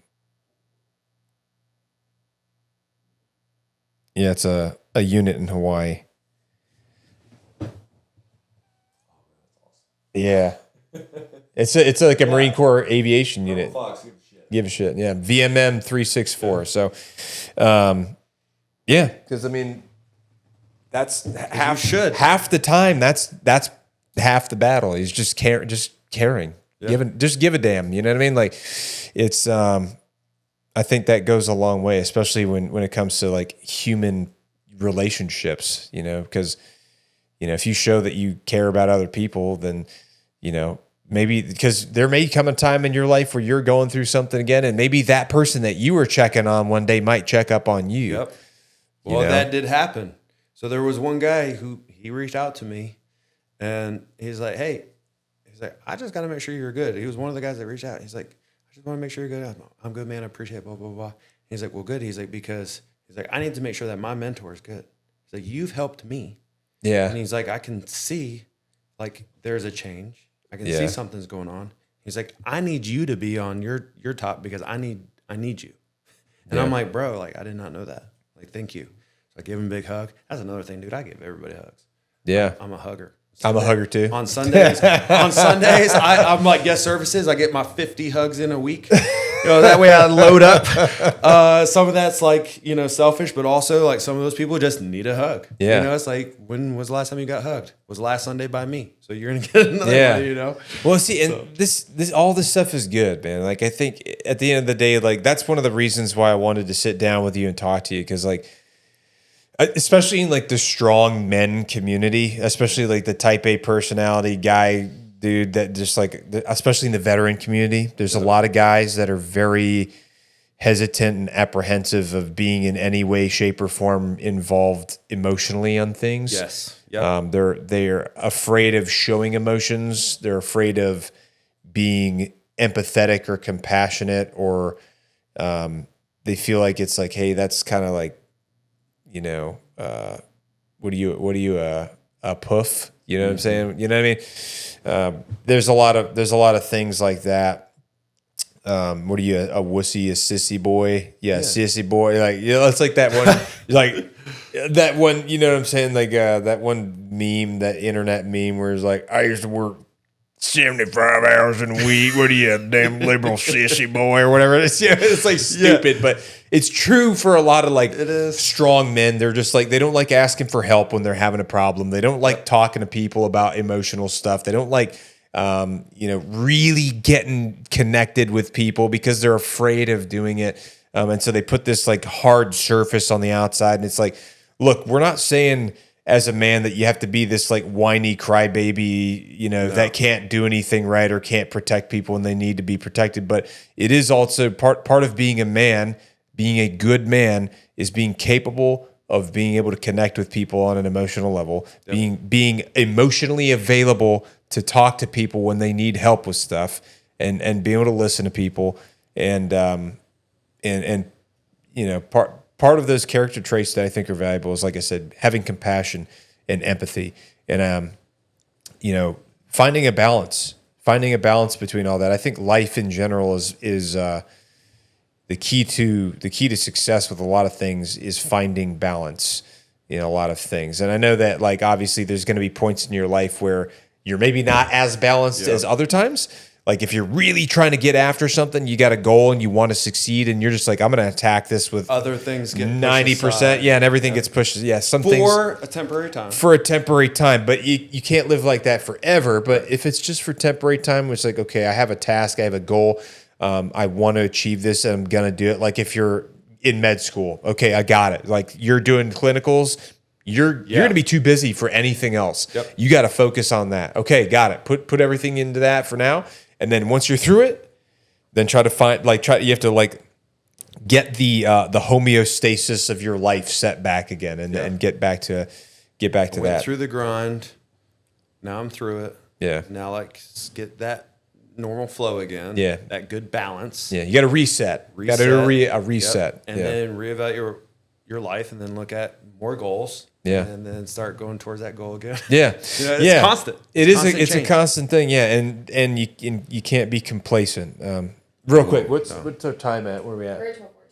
Okay, cool. I just wanted to make sure. I figured we're right on time. So, cool. Well, yeah. If I want to say, is there what kind of like parting advice or knowledge do you think you could impart on people based on your experiences that have helped you the most in your life? Man, I would say the most beneficial thing that I've ever done was obviously God in my life. I recommend that for anybody. Seek God. Yeah, the answers are there.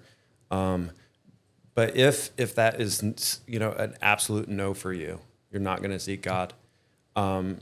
Seek people in your life that bring life to you, that speak life into you. If you surround yourself with people who are negative, who speak poorly about themselves, who speak poorly about other people, that is going to go into you, and you will start thinking poorly about yourself. You will start thinking poorly about other people.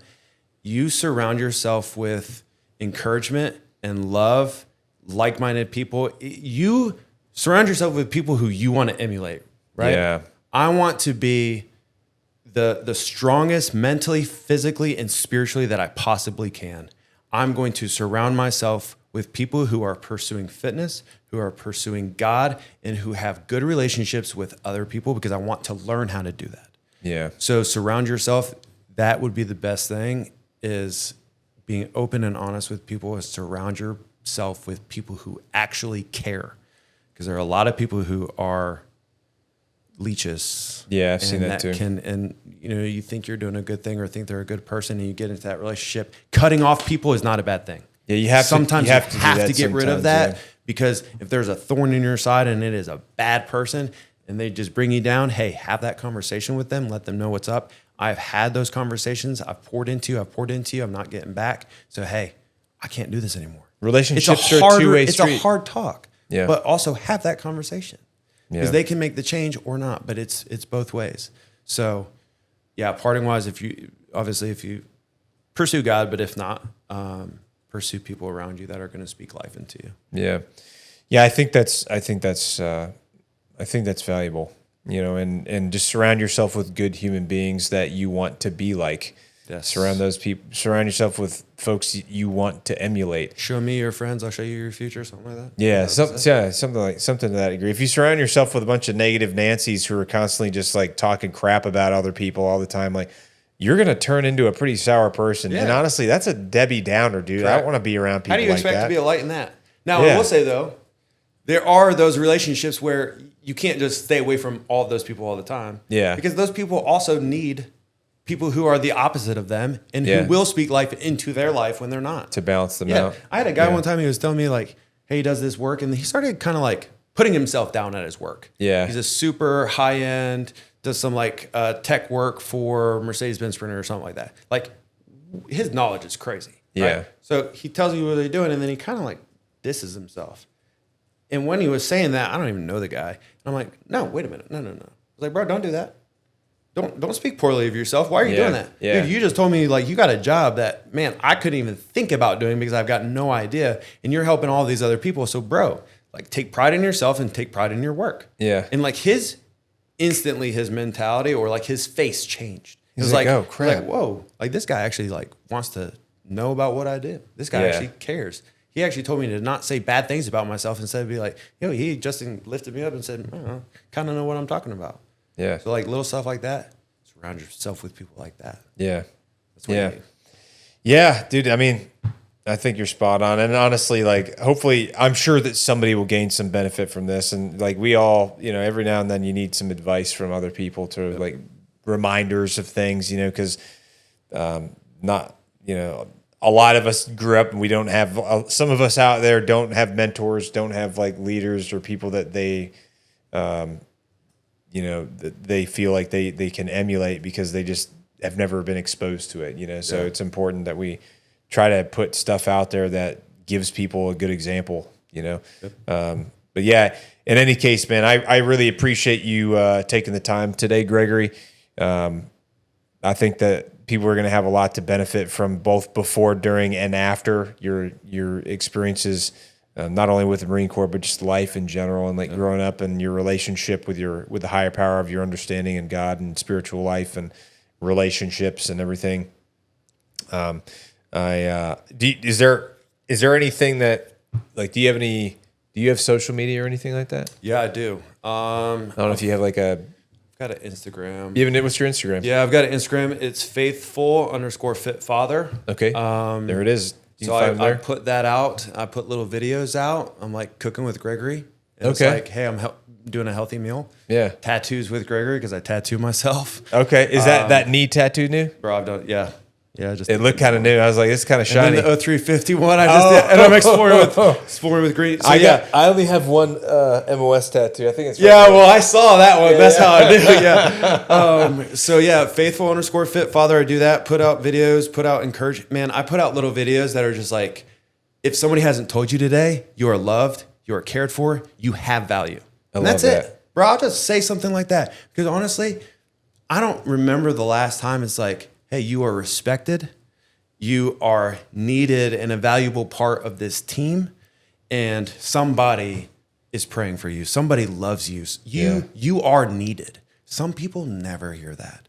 So it's like, if I can say that on a little video and one person hears it, dude, it's worth it. Yeah. You know what I mean? Some people just need a little word of encouragement. That's all they need. You know?